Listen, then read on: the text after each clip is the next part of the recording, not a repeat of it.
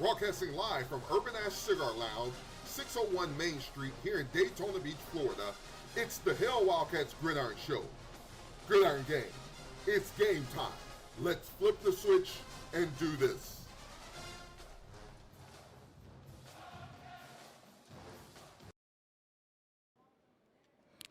A very pleasant good evening, ladies and gentlemen, and welcome to another edition of the Hail Wildcats Gridiron Show. Of course, I'm here with my co-host, Mr. Ralph Smith, my other co-host, Mr. Larry Wesley. Welcome to another week of the Gridiron Show. As always, Ralph, how is it going, sir? Good week. Catching a lot of fish. Still trying to figure out what happened to BCU defense. I'm looking for it. Did you lose it on the Fish Creek or somewhere? Or just I think we lost it at Memorial Stadium. Looking for it, though. Looking for it. Yeah. Looking for it. Looking for it. Larry, how are you, sir? Well, I'm still trying to recover from homecoming, from the Mississippi Valley Devils. It was hard to watch. I don't know the last time I went to a football game and was happy we won, but felt like we lost. Yeah. You know, there's a real bizarre feeling there. But thankful that we did complete the home slate undefeated. But we got some answers. We got to find some answers for some questions regarding defense. We really do. Mississippi Valley looked like a top-ranked football team. Yeah.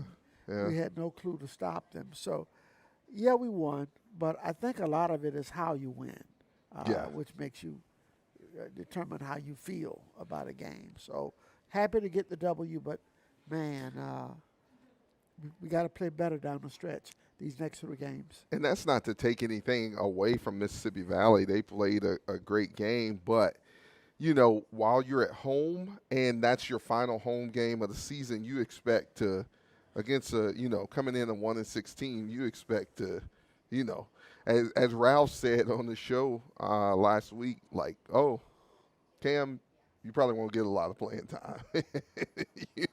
Well, if you read the comments right. leading up to the game, and when I'm not talking about personal comments, you look at statistics about what they were vulnerable to.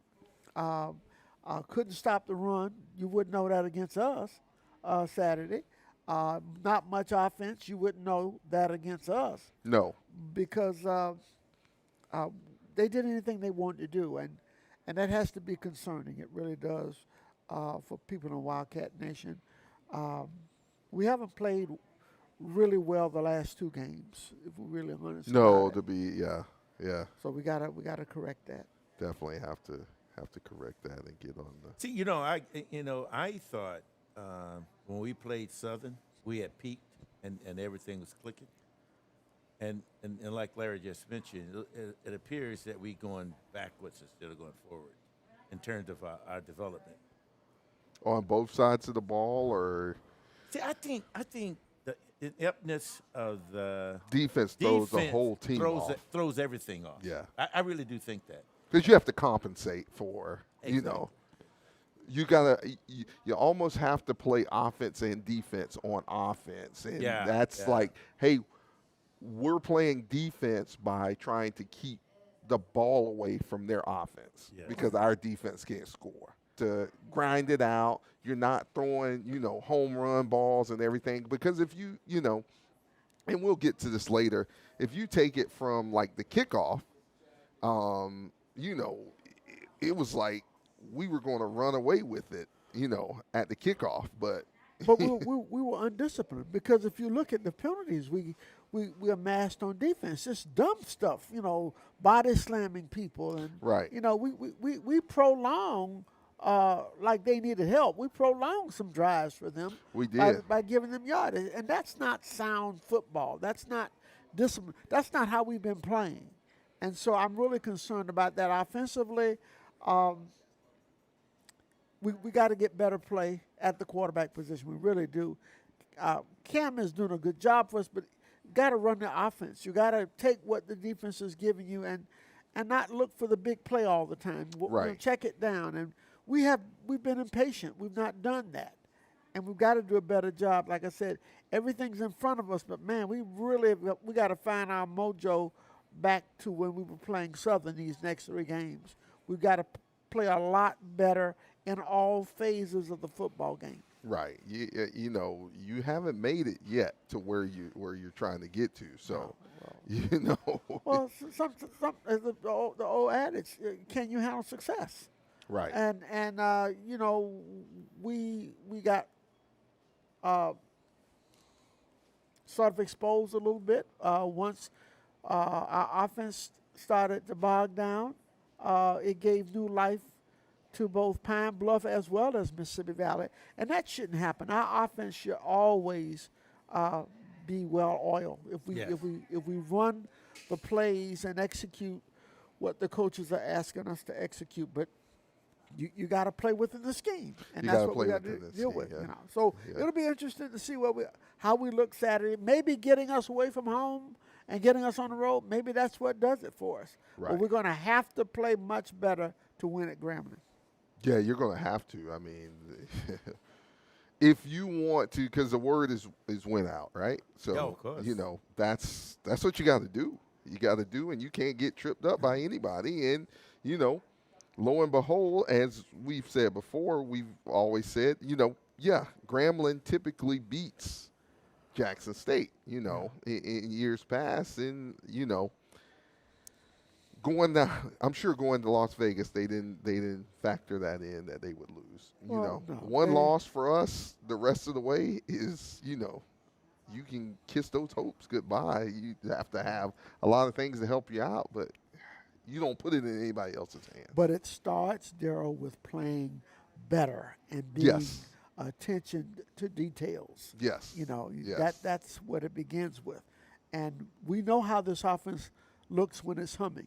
Yes. And we're taking what the defense gives us, and we're spreading the football around. So we got to get back to that. And if we have to play defense with our offense, we can do that. So be it, right. We do have a strong enough offense to do that. And, you know, Pimp's on cue with it. So, yeah. Pimp's on cue with it. But we'll get to that and much more about our Wildcats here shortly. Let's go into our SWAC week recap. Last Saturday, November 1st, Alabama A&M goes into Grambling. Final score of that game, Grambling 13, Alabama A&M 10. You know, I'm stunned by the score. I expected that to be at least a 40-point game. Humdinger, yeah. Combined, because they both could score the football. So where Alabama A&M found that defense from Saturday, I have no idea. Definitely. Then we had Alabama State going into Prairie View. That game was close and finished close. Alabama State, Prairie View missed a field goal at the end to instead of tying that game up. Final score of that game, Alabama State 31, Prairie View 28. I tell you, I'm going to say it again. I still like Prairie View down the stretch coming out of the West. I think they're going to be a problem for whoever represents from the East, even if it's Jackson State in Jackson. This guy can coach. He can. And his football team, is playing better as the season has gone on. And if it gets down into a coaching match, I gotta go. You gotta go with the guy who's been to a national championship. Exactly. You have no choice. Yeah. I agree. I agree. So, Alcorn State goes to Texas Southern. Alcorn 33, Texas Southern 14.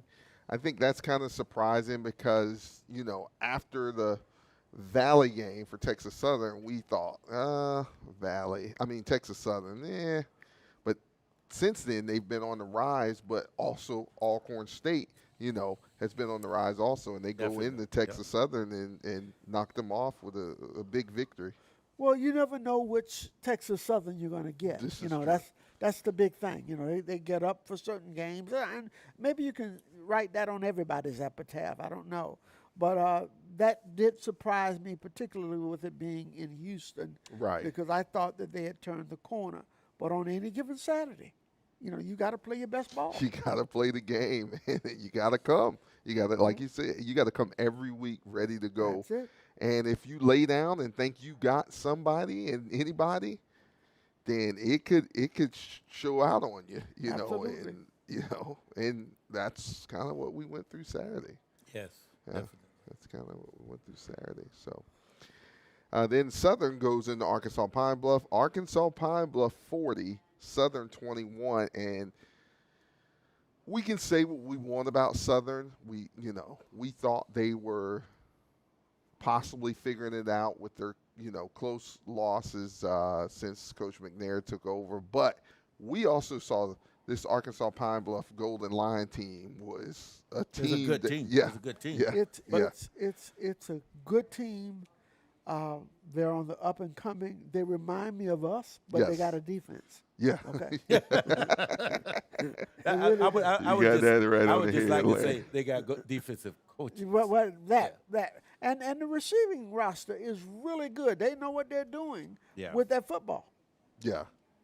I think, if you look at this year, there's going to be a lot of surprise teams next year. I love what I saw with Mississippi Valley. I think Arkansas Pine Bluff is coming up. I really do think that. And what after the game, we talked with one of the coaches from Mississippi Valley Yes, that we we did. know real well, and he was like, "Hey, we just installed that stuff this week, but they picked it up so well, and we knew coming into that game that Mississippi Valley had a quarterback because he was the main person guy. on that team, and then he showed up. You could have him in the end zone sacked, and he's gonna come out and throw the ball and complete the pass. But see, that's the issue that I have with our defense, though. It appears to me, regardless of what the team's coming in with, we're going to play the same basic defense. We don't try check out of it. We don't check out of it. Yeah. I mean, you playing your safety 15 yards back and they throwing slants right behind the linebackers. And But Ralph, you never adjust to that. Man, I was sitting up watching that game with you all Saturday, and for a moment, my emotions got the best of me. I started running, put me a uniform on. I thought I could run a pass route. I could have gotten open Saturday. It was like that. It really was. It was like ducks on a pond. Right. And that shouldn't happen at this level. And you knew the guy was going to get you the ball, too. Absolutely. Yeah. I mean, when somebody runs through your defense is waving like they're hailing for a cab, I'm over here, And it was the same thing, and, as we all sat up there and kind of called it on Saturday, like, hey, on third down, every third down they got to, all they're going to do is run to the sticks. They're going to have one guy on the dig come one way, another guy come the same from the other side. And they're going to sit down right there. See, that's my issue, though. We was able to see that. The people who get paid to see that, they didn't see that. Because if they did, they would have maybe did something to stop them from doing that, but they didn't. And they still weren't happy with their effort. But we'll get to that. Yeah. We'll get to that. Mississippi Valley, as we're discussing, comes to Bethune-Cookman. Final score of that game, Bethune-Cookman 42, Mississippi Valley 34. And we'll cover that in its entirety shortly. Jackson State and FAMU. Jackson State 41, FAMU 16. I'm not surprised. I mean, Not even. Yeah. I think that the A&M team is kind of short of talent this year. Yeah. And I think they're going to have issues competing the remainder of the year. Of course, they'll get up for us. And The craziest thing, man, was someone who we're really familiar with. I saw them naming after that game, like there's some memes out that they're naming that Nathan Rembert Field. Nathan Rembert's Eustis, Florida, and every, 2 years in a row, he's come to that field and showed out. Yeah, it's been his birthday field. Okay. Yes, yes, sir. Yes, sir. really One in a green Delta Devil uniform, and the other one in a Jackson State Tiger uniform. Tossed him on the end around near the end of the game. He barely gets the toss. The toss actually goes behind his back. He's holding the ball like this and brings it back around untouched into the end zone around there. Yeah, it's like I said. I mean, I thought FAMU did everything that they could as far as not the football team, but I'm talking about the environment at the stadium. They had everybody in there. And they tried to use the 12th man, the 13th man, the 14th girl. They brought everybody back to try to turn Bragg into a house of horrors, but it wasn't meant to be. No, absolutely. I think they almost got the wait till next year thing. Yeah, I'd agree. Because I mean, when I look at A&M and I look at Southern, I'm pretty sure that Southern is already packed it in. I'm not quite sure about A&M. I think they still got a little fight. They're so up and down and finicky that you never know. And I don't see. I think we'll see the majority of the fight. Probably. You think they're saving it up for us? Oh, no doubt. I think we'll see the majority of the fight. That's Thanksgiving, okay, Ralph? If you don't eat then, you don't eat no more this year, okay? Right. Yeah, because they go to Valley the following week. Yeah. Well, not just that. They got Pine Bluff this week and then Alabama A&M in Huntsville. Both of those games on the road. Yeah. So the only game they play in Florida is in Orlando against us. Everything else this year is away. Yeah. And in this day and age, when you don't have anything to play for, no, these kids today are different, man. They're cashing in. In a heartbeat. They'll pick their cell phone up and call anybody and play games with themselves or whatever, but their mind will not be on football. This is the thing. That's, as we always said, that's against us, and I don't want to jump ahead. That's pretty much the game. They might not, and I know they had it similar to this a few years ago, where it was threatening that a lot of their guys weren't even going to play in that final game. I remember that. They just, I remember that. Shut it down, and we know we're in that age that happens. Course, what's I mean, it's just like Grambling couldn't get muscle milk. They shut it down. Yeah, that's it. Right. Ralph is so. Guys, that'll take us right into our Pro First Sports Management SWAC week schedule and rankings. Prairie View goes to Alabama A&M. That is a 2 p.m. kickoff in Huntsville. Texas Southern goes to Alabama State. That's a 2 p.m. kickoff in Montgomery. FAMU, as Larry said, goes to Arkansas Pine Bluff. That's a 2 p.m. kickoff in Pine Bluff, Arkansas.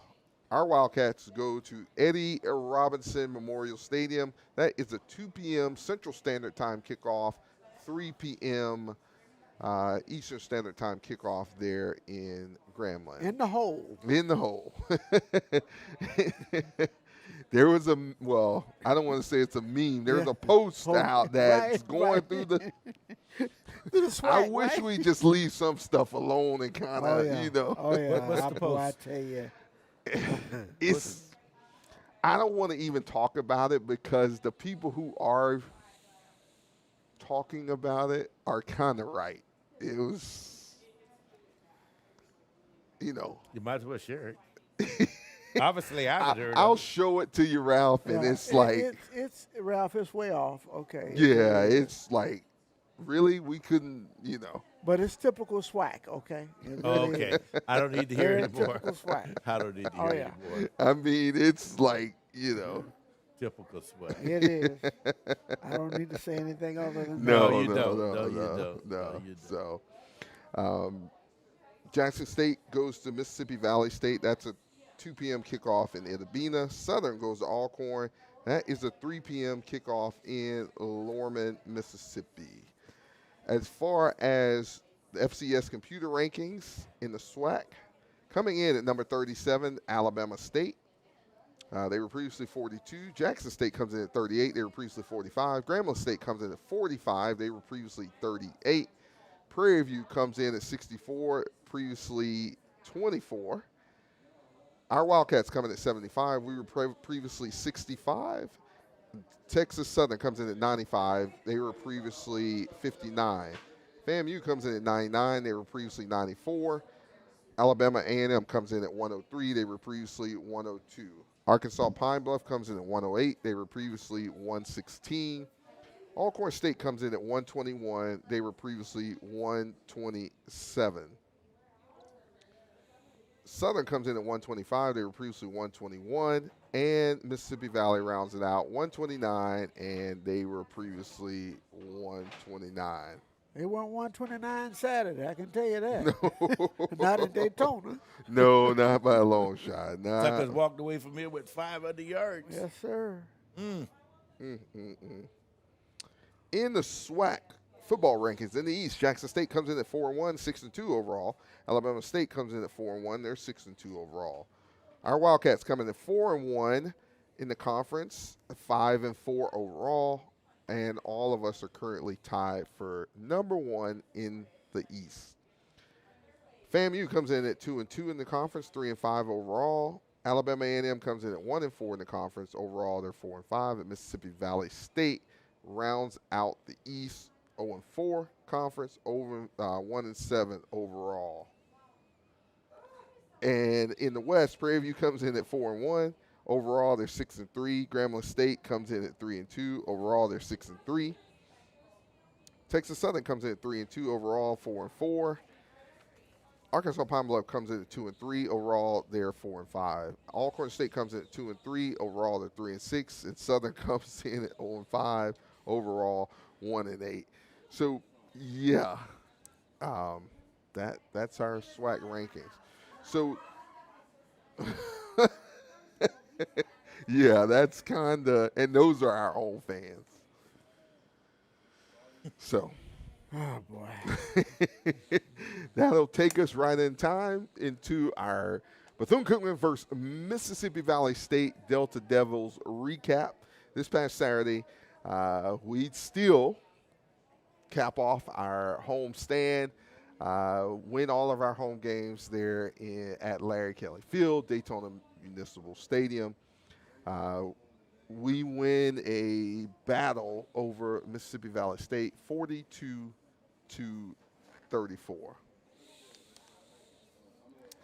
It started off and set the tone. Promising. I think it set the tone for an unfocused football team. When Bon takes the kick right. off back. This is going to be easy. Yeah. They're 1-6. They can't even stop us on special teams. Right. And so we don't even need to bring our A game or any game. We can just show up and roll the ball out. We'll win. And Ralph was sitting beside us quickly saying, we have to stop these people for one time. That was the first drive of the game. Ever since that first drive, Ralph said, they keep scoring. They punted once. Yeah. I mean, so I'm sure because they only punted one, I'm sure our defense was real happy with themselves. They did make them punt once. Yeah. Anyway, I'm not going to get into it. We're going to have to, though. Yeah. So we recap it. So as the guy said, our Wildcats 5-4 on the season, 4-1 in the SWAC. Open the game, open the kickoff. That man, Javon Bonbon Ross, 85-yard touchdown to the house. As they said, we think it's going to be a runaway at that time, easy home win, but it was everything but. Then come back. We take the ball to Mississippi Valley State's 40-yard line. 4 plays later, Cam Ransom hits Javon Ross, 24-yard score. We go up 14-0. You're still in that sense that, okay, you know. The floodgates about to open is where you are. Yeah. You know, as Ralph told Cam the other day, hey, you're going to have a short day. Yeah, boy, how wrong was I? Then we stopped Mississippi Valley State. That's that one drive that Ralph was talking about. Shut them out. That was it. You know, then they come back out. They get their heads together. They realize, okay, they shook off that long bus ride. They ride 11 hours from Itabita down to Daytona, stopping in Tallahassee. They leave Thursday night, 10 p.m. You know, you're thinking, okay, well, their legs will be pretty dead and, you know, lethargic, but it was everything but. You know, these guys are hungry for a win. Yeah. Then we came back out, and that man Josh Evans, man, that That guy attacks the ball so well, it is not even funny. Cam Ransom finds Josh Evans for a 38-yard pass. We march down to the 1, facing 4th and goal, and we call a timeout. Hand the ball off to Ali Scott. Scores 21-7. You're still on cruise control, but you got a question mark. Okay, these guys are kind of still in the game. They did score. They marched it down. So, all right, defense, go back out, shut them down. Let's get the offense the ball back. But where were the bulk of the penalties coming from on the defensive side of the football? On the defensive side of the football. Stupid things on third downs, too, that really were very, very costly. Extending drives for them. Yes. Of course. Yep. They go down. They make it 21-14 off a 2-yard score.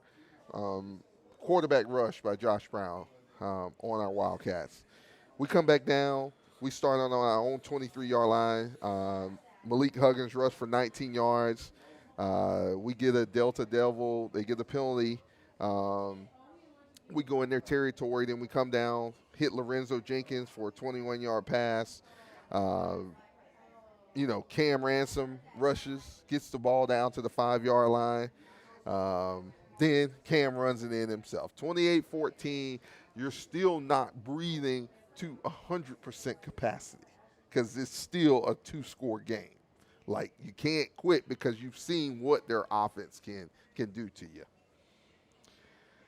Then they come back down. They hit a 48-yard field goal with 3 minutes before the half is over. Come out of the half, okay, we hope that adjustments are made. We didn't go into the locker room, but, you're talking to the guys up in the booth as they come out of the booth like, hey, let's get this together. Let me ask you a question. What led you to believe that there were going to be adjustments? Where did you see that? Well, what made you think that? Being a football coach. Being a football coach and knowing football that, hey, you're up, 28-17, but, one touchdown puts them within 4. A touchdown and an extra point puts them in 4 of the game. Yes. Quick question, guys. Based on what you're talking about now and how our team has been playing, and win a ball game win a ball game like we're in, we're up here 11, and we're going to halftime. Who would you say is our leader of this football team? Particularly on both sides of the ball. I mean, one for the defense, one for the offense. Who would you say is the leader? It would be your quarterback, and it would be one of your quarterbacks, and it would probably be your middle linebacker. Number 7. Because you're calling, they're the quarterbacks of their side of the ball. But are we getting that kind of leadership? No. That's what I'm asking. Because if it's Cam, and I'm not talking Cam or Timmy, whatever. If you're in a ball game like this and it's 28-17, and whether adjustments are made or not, if you're the leader of this football team, right? Somebody says something about, guys, this game's not over. Guys, this is senior day. We want to go out with a victory. But I don't sense that with us because we just go along willy-nilly. Oh, it's going to be all right. We'll pull it out. But you know what? To that point, it's a shame that that's what winning gives you. But as you guys have said, you still got to have that dog mentality. When we go in at halftime, the game's 0-0. The game's 0-0. And no matter what's on that scoreboard, they're going to come back and they're going to come back fired up. They're thinking, hey, man, we done made this ride down here. We might as well go in and see what we can do. There's no substitute, guys, for leadership. None. None. More often than not, Mm-hmm. that question is typically answered in the form of, if you got a good quarterback, he's the leader. I often remember what Brian Jenkins said about Quentin Williams. He said, Larry, I might be the coach, but those kids will go through the wall for Quentin. And that's the thing. That's even like we look back to the years of Tim Tebow when they lost that game, and he said, "I guarantee you, we'll never lose another game." And I mean, did they? No. But you gotta have whoever that leader is. If it's a lineman, whatever, somebody's got to step up and take the bull by the horns and say, "Guys, we're better than this." Especially on senior day. Yes. Especially on senior day. Because I'm going to tell you, for me, if I'm coming up against a person who hasn't had very good success, I'll be damned if they're going to embarrass me in front of my fans on my senior day. I'm not letting that happen. And I have a chance to I have a chance to go out victorious at home, something that has not We been haven't done that in done several years. Yeah, So I'm jacked. No matter what y'all think y'all finna do in here today. You took that long bus ride down here, and you finna take that long bus ride back hurting because I'm doing everything. I mean, my point is this. This particular team at BCU have an opportunity this year to shock the SWAC conference. They do. If we win out, which we have every It's opportunity lining up to for do, you. They've given you we the opportunity. could win out. That would put a shockwave in the SWAC. And all we got to do is pay attention to details, get our mind on what we are trying to accomplish, and just go out and do it. We got the talent. Definitely. You agree, Larry? I think we have the talent, but again, I raised that question because I question whether or not we have the leadership. I know Coach Woody talks about a player-led team. Great, I love that. But when you get in the crunches, who's that voice? Who's that voice, that one voice or two voices or whatever, that steps up and everybody's going to dial in and listen to what's going on? I don't know who it is. While we're talking about it, and this is, again, not to knock Mississippi Valley, and as Steven said online, man, those kids gave all they could and fought to the end. Oh, please. They did. Fought to the end. These next 3 games, you can't do that against none of them. No. None of them. You can't spot them nothing. You can't give them nothing, because if you do, they going to take advantage of you, and they going to That's why I asked for these 3 games in November. That's why I asked before we snap the ball, who do you think the leader is? Do we have one? Because that's going to come into play again and again in these next 3 games. Absolutely. Yep. Come back out of halftime. Mississippi Valley drives the ball down again, kicks a field goal on our Wildcats. Games now, we get close to it's too close for comfort. Too close for comfort. Then we hand the ball off to, we go down the field, 68 yards. Kamani Robinson helps to make the game 35-20. You're up 15 points. But you never felt safe. You never felt safe. We were up 15 points, and I was still headed to the bathroom. Right. Okay. And it was still like we went into halftime and made no adjustments. None. I mean, we haven't made adjustments in 7. Yeah. And it's like, what are you seeing? What's this game plan that you came in with? We got to make, you got to make it. Well, we never take away anything that hurts us, okay? So whatever was hurting us in the first half, it's going to hurt us in the second half. Yeah. Because we don't take that away. We don't take it away. We don't take it away. I mean, whenever they needed a first down, they go into the markers. They take the ball from their 25-yard line, 11 plays, go downfield, score from 12 yards out, make the game 35-27. Yeah, they're getting close. Will you go away? No. Does the devil ever go away? No. No. So, so then we come back out and we stall on offense because we're trying not to give them the ball back because it's 35-27. You're trying to run that clock down, but it's like you can't even stop them on defense long enough to make them sustain a long drive. Even if we stop them, we're going to make a stupid penalty. Yeah. You got to hold on to long drives. Guys, if you notice, we really got nothing out of our rushing game No. because they started taking it away from us. Yes, they did. Okay. They were going to Those force are some big boys up front, man. Of course. They were going to force us to make a play somewhere else other than at the line of scrimmage, Right. running that football. Right. And it appeared to me that we were reluctant to make an adjustment, even on offense. I kind of thought that the offense went on and adapted the same mindset as the defense.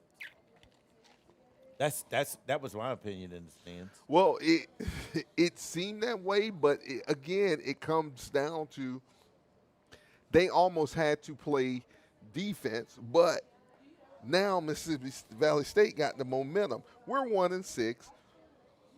We're down by 7 points here in Daytona. Didn't stand a chance. Bethune-Cookman's on the surge.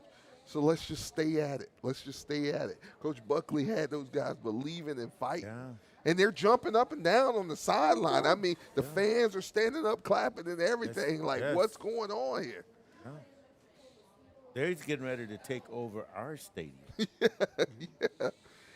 Boy, I tell you what, Josh Brown must have had, I don't know. He got too excited, throws a pick six. Thank God for Anton Watts. Picks it off, goes into the end zone. Game's 42-27. That's your margins. Yeah.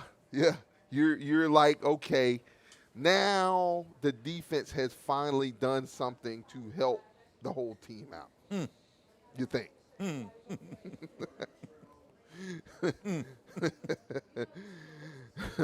Give Mississippi Valley State the ball back. 35-yard strike. 42-34. Still with 6 minutes left in this contest. An eternity. Yeah.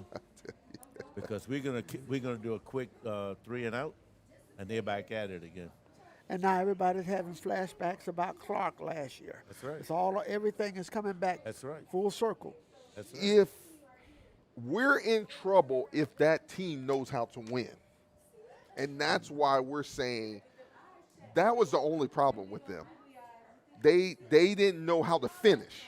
Right. If you finish, you win that game. Yes. We're trading punts back and forth for them. Finally, we're able to, thank God the clock ran out. Thank God the clock ran out. And one thing that I have to say, if the ref tells you to take 10 minutes off the clock and you're at home, take the 10 minutes off the clock. We didn't. And what did he do? Mark that ball ready for play. If you don't do it, So not only was the defense in even the people up in the booth, they're not paying attention either. Man, and that's I mean, it was interesting. That whole last Saturday was interesting. It was. Here this team has struggled the last 2 years, and now we're on a roll. And then all of a sudden, we lose momentum. We lose character. Yeah, we lose everything. I mean, I don't know. I think. And you weren't getting helped by the refs because I tell you what, it was. It was so many romantic moments out there on the field from the holding. Yeah. It is unreal. But even though it was a very poorly refereed game, I'm not going to use we that still as played an into excuse. we played into that hands. Because Yeah. I mean, even before we came to the SWAC, we know the SWAC referees was the worst in the country. So that doesn't surprise us. Definitely. We just got to play through it. Yeah. On the day, Cam Ransom, 14 of 22 for 154 yards, touchdown. He had 45 yards on the ground, 12 rushes. We had 3 rushers who had 12 attempts on the ground. Ali Scott, Kamani Robinson, each had 55 yards, and both had scores on the day. Josh Evans, leading receiver for our Wildcats, 52 yards on a pair of catches. Antoine Watts finished the game as our leading tackler. He recorded 11 tackles, 9 of them solo, pick 6, and 2 pass breakups. Isaiah Washington finally got some production from Isaiah, recorded a pair of sacks to bring his total to 3 on the year. And we still had a panic, attack, even when he'd have the sacks. Like, bro, have you seen the penalties they're throwing on us today? Don't Get back to the huddle. Didn't take much. He wanted to dance. Get back to the huddle, man. You know, Montravius Lloyd, that man. He really triggered Saturday. He flashed all over the game. He was in the backfield. Yes. Isolated, making tackles for losses. He was everywhere. He definitely was. He definitely was. So. Guys, that'll take us right into our grading period, and we want you to definitely help us here. Well, before we go in our grading period, let's go over the stats for Saturday's game. Total yards, Mississippi Valley State, 478. Our Wildcats had 354 yards on the ground in a winning effort. Usually you don't see that. 354 yards total, you mean? Yeah, 354 yards total, rather. Mm-hmm. Passing yards, Mississippi Valley State, 418. Bethune-Cookman, 154. Rushing yards, Mississippi Valley 60, Bethune-Cookman 200. Why run it when you can throw it? Yeah, right. I mean. Oh, man. Penalty yards, Mississippi Valley 8 for 64, Bethune-Cookman 6 for 62. You couldn't tell by the way yeah. First downs, Mississippi Valley 29, Bethune-Cookman 20. Third down conversions, Mississippi Valley 7 of 16, Bethune-Cookman 7 of 14.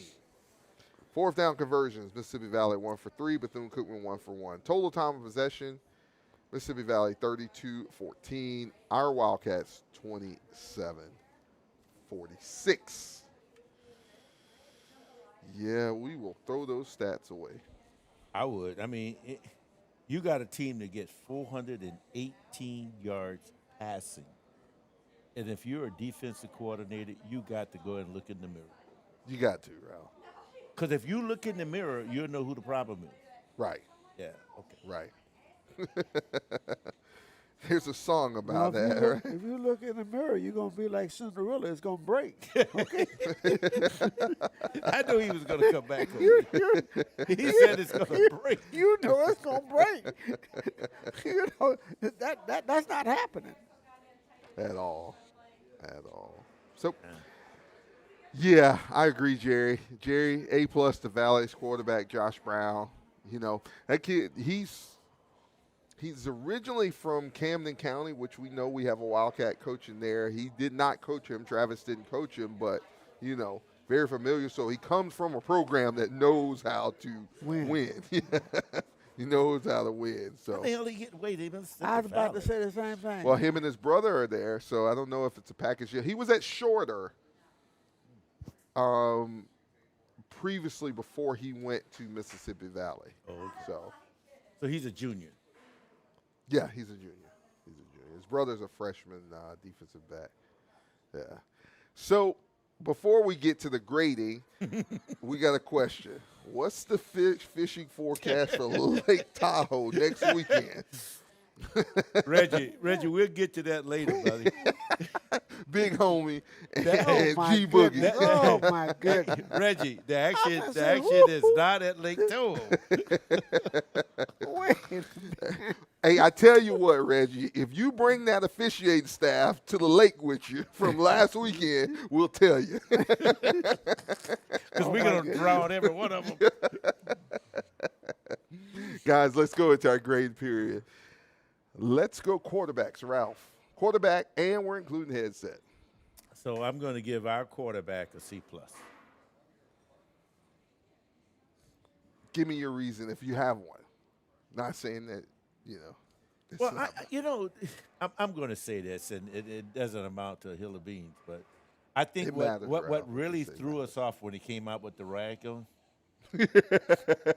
from there, I knew we was in trouble. How did you know that? Because it riled up somebody sitting next to you. Well, it riled me up too, but it definitely drove CC crazy. Because I wanted to say to myself, what in the heck is that? And finally, the referee made him take it off. You know, I'm saying to myself, come on, coach and staff, you can't let this guy go out there like that. They Come did, on. man. Dude had a do-rag on. I said, okay, we got some issues here. But anyway. No, he looked like. And I'm being very liberal, giving him a C+. Yeah. Okay. How about you, Larry? Well,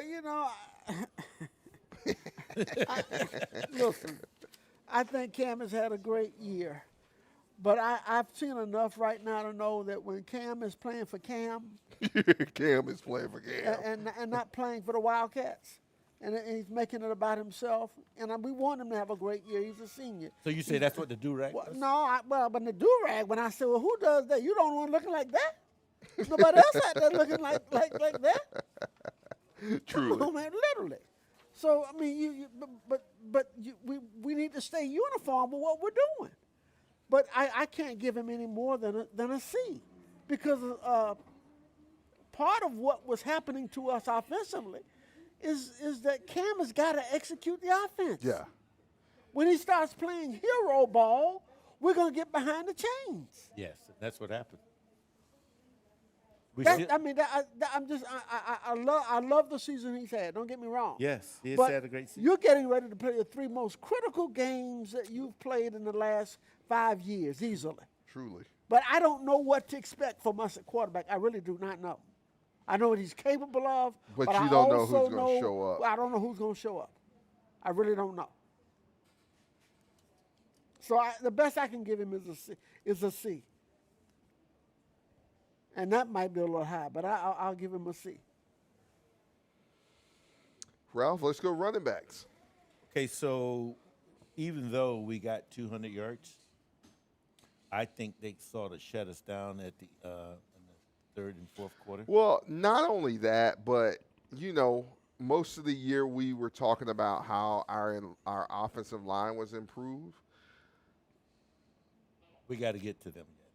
Well, what I'm saying is the running back's got to have somebody to block for him. And when we're running the ball and our offensive line is still standing where the ball was hiked from on a run, you got big problems. Yes, and they were. Yeah, you got big problems. So I'm going to give them a C as well. Yeah. You got big problems. Larry, running backs. Yeah, I would give.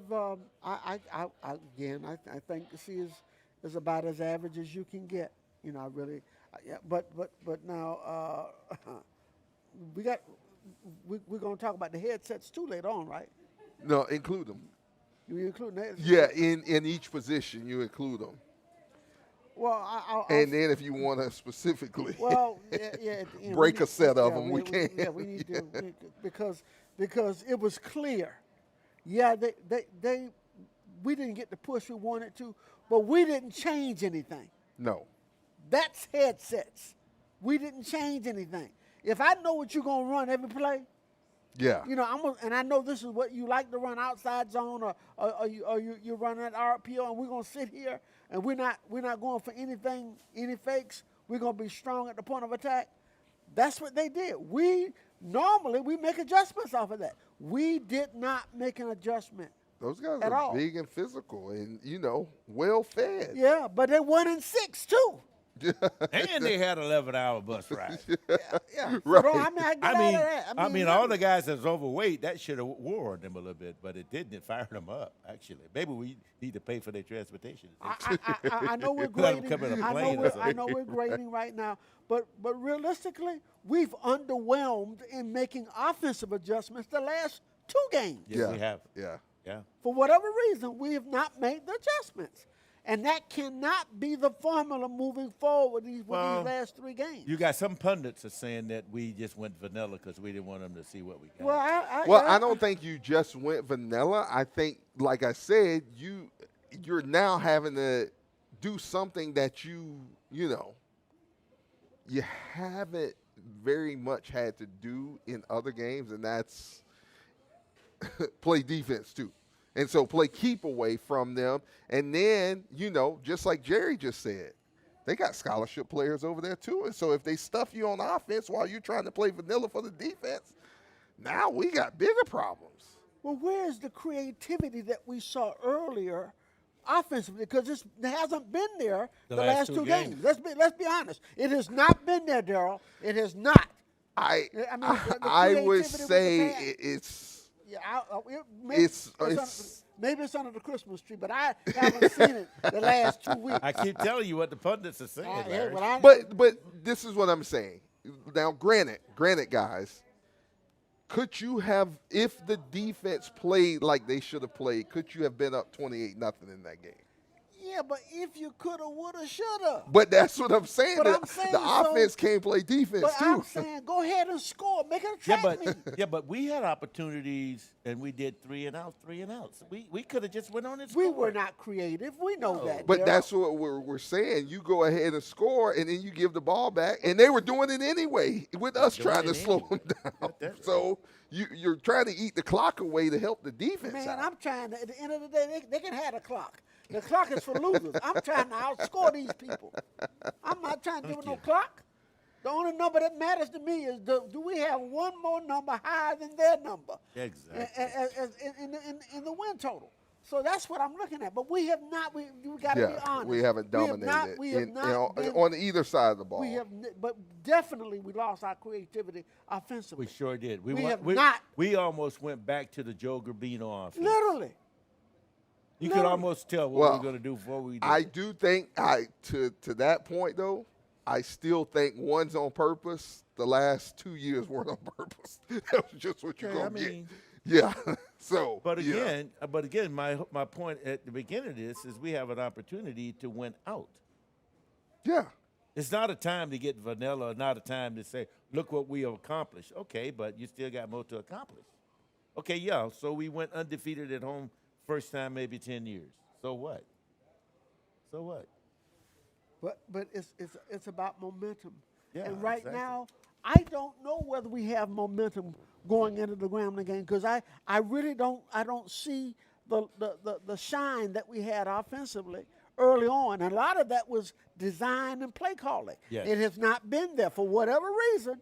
It has not been there. I think now, you will see it Saturday. Okay, okay. Like I said, Daryl may know. You'll see it Saturday. Okay. But that's just one side of the ball. That's the only side I care about. Oh, Okay, Lord. because I know what I'm getting on defense. Okay, What you get, Larry? Nothing. Nothing. So, listen, I said it to you last year, grading wise, almost defensively, everybody who's on the defensive side, no pun directed directly at the players, but everybody who's on the defensive side, in the words of Bunky Matthews, you too late for this semester, you too early for next semester. This one is over. I agree with Jerry. Jerry said, it is what our grandmothers would say. We're smelling ourselves, so, Well, it is. Are we not smelling at all? Yeah, you're rowing the boat and you left the full stroke back at the, back at the house. Exactly. Yeah. We just took the little canoe. We act like we world beaters. We just figured out how to win. Oh, my. Thank you, Larry, please. We didn't have no videos Thank you. coming out the locker room prior to the third, fourth game this year. So let's don't act like we're going to the national championship because that's not it. We haven't done anything yet. Haven't accomplished anything. Nothing. So let's go wide receivers, tight ends. Larry, Ralph. Wide receivers, I'm going to give them a B. That's when the ball was thrown to them, they caught it. I totally agree. When we went to them, for some reason we just abandoned them. Yeah. Literally, we totally abandoned them. I think we forgot Jenkins was even on the team. We forgot in it, but we didn't call Ricky Shaw. We didn't call nobody's name. No. Of course, our friend here is saying that we were trying to help the defense out, so we were doing crazy stuff to try to save the defense. Well, don't help me, okay? Help me. Don't y'all come help me. Let me do it myself. Oh, man. No. Real good, Larry. Hey, Larry, what you got, wide receivers? Definitely B. Everything that went to them, they caught it. We just did. Do you really believe if we started throwing that football, they wouldn't back their butts up out of that defense that they were in? Well, but there, I can't wait for tomorrow. Tomorrow's No. What I'm saying is, you weren't playing against a guy who just came from we have to remember that guy came, and when I say we, I'm talking about our coaching staff has to remember that guy just came out of coaching professional football as a head coach. He left from the UFL and went, and he's a defensive guy. Well, did he play in the game Saturday? No. What I'm saying is he out coached. Right, that's what I'm saying. That's the point I'm trying to say. Like, don't act like he's trying to say it cute, but the bottom line is he just out coaching. Yeah, what he did, he figured out that we weren't doing anything, and he took advantage of it. Well, I'm saying that's on us. He hadn't figured But nothing that's what out. I'm saying. He hadn't figured anything out. Well, let me interpret it's Mississippi Valley, so they ain't got nothing. But he had them guys ready to play on Saturday. I don't care if he had them ready to play. You kill a gnat with a sledgehammer. You are what your record says you are. Yeah. And if you leave them around, they start thinking that they're Hercules because you're making them look like Hercules. Right. So that's on us. Oh, yeah, that's what I'm saying. You can't take anybody light, especially as we're going into the juggernaut of what you're trying to get to. You got to, like, let's go. I'm not hiding anything. I'm showing you what we got, okay? You just got to stop it if you can. That's it. You don't know when it's coming. You don't know when it's coming. So we made the game more difficult for ourselves. Yeah. And I'm not taking anything. Yes. Kudos to Mississippi Valley. They played a great game, courtesy of us not playing well and not having a lot of imagination for whatever reason, offensively. Offensive line, Ralph. C-. They got pushed all over Memorial Stadium. They got pushed. They got punked, actually. Oh, yeah. They got punked. Oh, yeah. Yeah. And we've seen it. Was that Arkansas Pine Bluff where we saw one flying through there? That's when Arkansas Pine Bluff is when we started getting punked. The two teams at the bottom of the barrel come to our house and are the strongest ones and punk us. But that's what happens when you try to put a square peg in a round hole. That's on us. Part of that's on us. Yeah, they give them credit. They showed well. But I promise you, if we're going in our arsenal of tricks in our toolbox, we would have ran them out of the game. Yeah. Literally. We would have run them out of the game. But I'm always skeptical, Ralph, when you and I go fishing. Every bait in that bucket is susceptible to get eaten, okay? I'm not saving I was going to say that a few minutes ago. I'm not saving anything. You got to count them. You got that right.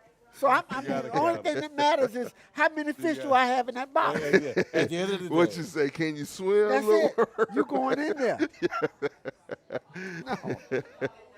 Larry, did you grade O-line? O-line, I'm going to give them I'm going to give them a C because I think part of our problem was the fact that if somebody's sitting on what we're doing and we're not making adjustments, it's going to have that kind of an effect. It is. Of course. Yep. Let's go. Travis said, dang, Ralph, C- for the OL. They were scoring at will in the first half. That's headsets, Travis. That's headsets. Okay? Put all that on them kids. Let's go overall offense, Ralph. See. That's all you can give this team. I can't give them anything else. Nothing else. I mean, Larry said it earlier. That was one of the few times that I walked out of a game that we won and felt like we lost. Of course. If you didn't we experienced that in the stands. Right, because when Ralph gets going. Boy, look at when Ralph gets going. I had to turn to him and like, Ralph. When Ralph gets going.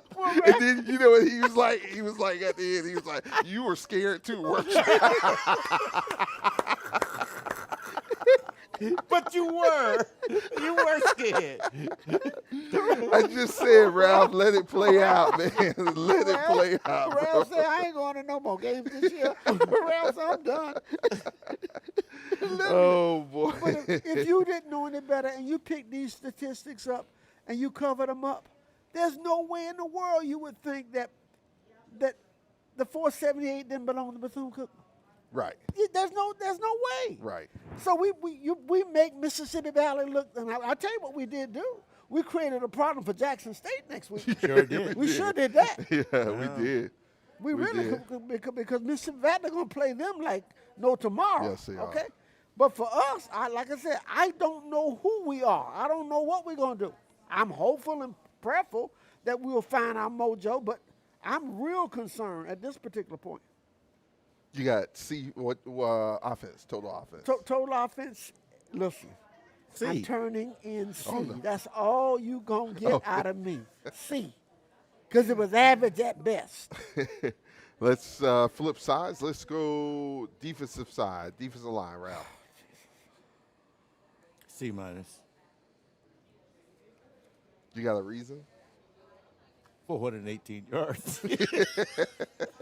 Well, but Ralph, I look at it, they only had 60 yards rushing. The quite naturally abandoned the rush. Well, they didn't have to rush the ball. Well, most of the 60 yards came from Brown scrambling. Yeah, it was. Okay? He would come out of the end zone and still literally. the edge, literally. So, I mean, I think I would give the defensive line a C. I don't think they played bad. Linebackers, we talked about one of our linebackers. I thought that was the best football game he played all year long. Yeah. He was all over the place. Game. He was all over the place. I mean, linebackers, Ralph. B. I would give the linebackers a B as well. Now, whatever you do, don't ask me to grade the people in the back, okay? Whatever you do, don't you even gonna come to me, okay? So I don't want to make anybody mad out there. Okay. I'm going to for this one, these two positions, I'm going to split it up. I'm going to remove the headsets. Defensive backs, Ralph, with headsets removed. D. Larry, headsets removed for defensive backs.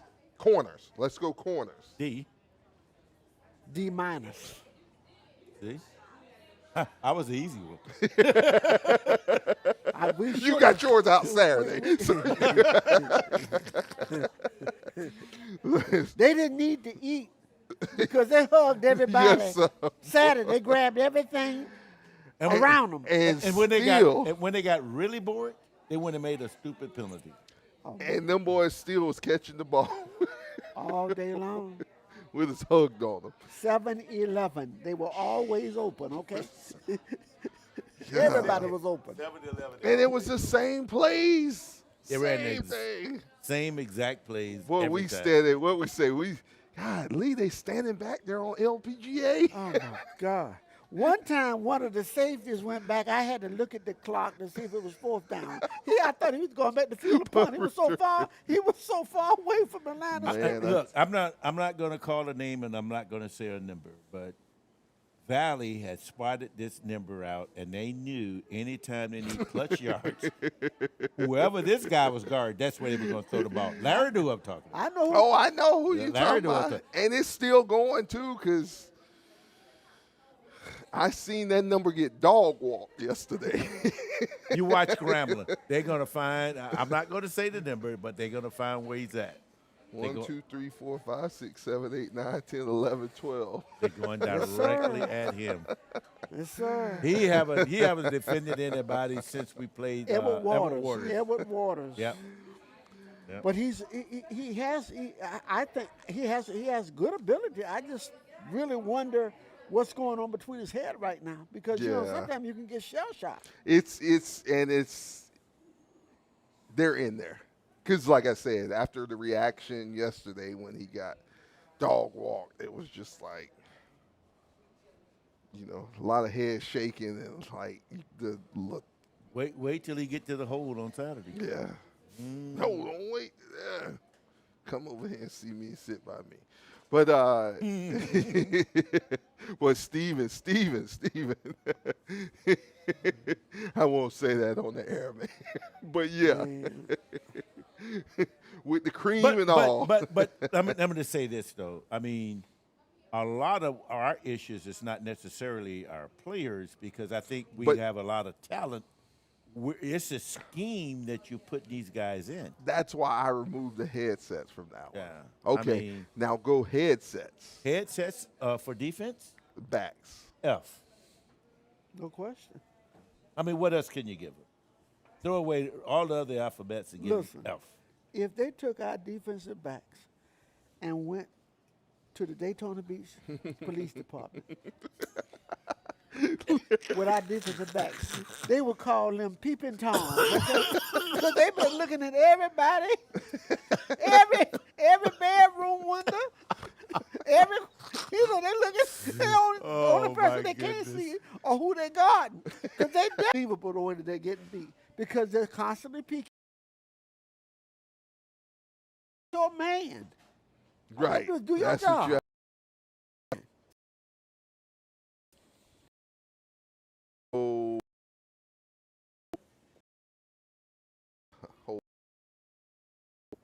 C minus. I live with that, C minus. They get the C minus because we did get the interception for the touchdown. That's the only reason they get the C minus. Right. Yeah, Right. yeah. They bailed us out. That was it. They bailed us out. Yeah, Steve. Larry's on a burner tonight, bro. I thought I was over And I ain't this. talking about on the fire No, yeah, I mean, or on listen, that grill. Right, because if they were one of them pork chops, they'd be burnt, okay? They would not come off. They would not come off that burn if I was cooking. 'Cause the way that they look, oh my God, it's Yeah, horrible, man. Yeah. But we've been playing so well. So what has caused this change? What do you attribute it to? I can only point to coaching. Yeah. Headsets. Yeah. Because I mean, like I said earlier, if the defensive coordinator want to find out what's going on, just go look in the mirror. He'll see the person responsible. I mean, I don't know what else to say. Larry called them peeping Toms, but I'm saying. Hey, every time you look at 13 is a habitual offender, okay? Chain gang. I think he want to be a linebacker. Hey, bro, can you look over here, please? There goes your man, okay? That ain't my man. My man in the end zone. We know. With the ball. Man. That's called a touchdown for the other team. Oh, goodness. Oh, man. Boy. Let's go special teams, guys. I'm going to give my special teams a B+. Actually, A. I'm going to give the special teams. I will give them a B.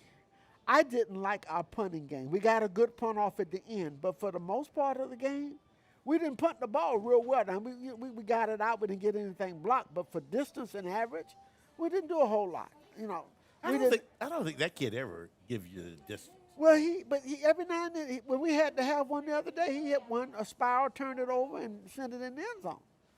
But it was just like he wasn't focused on what he was really doing with the punting of the foot. Maybe he didn't plan to punt much that Saturday.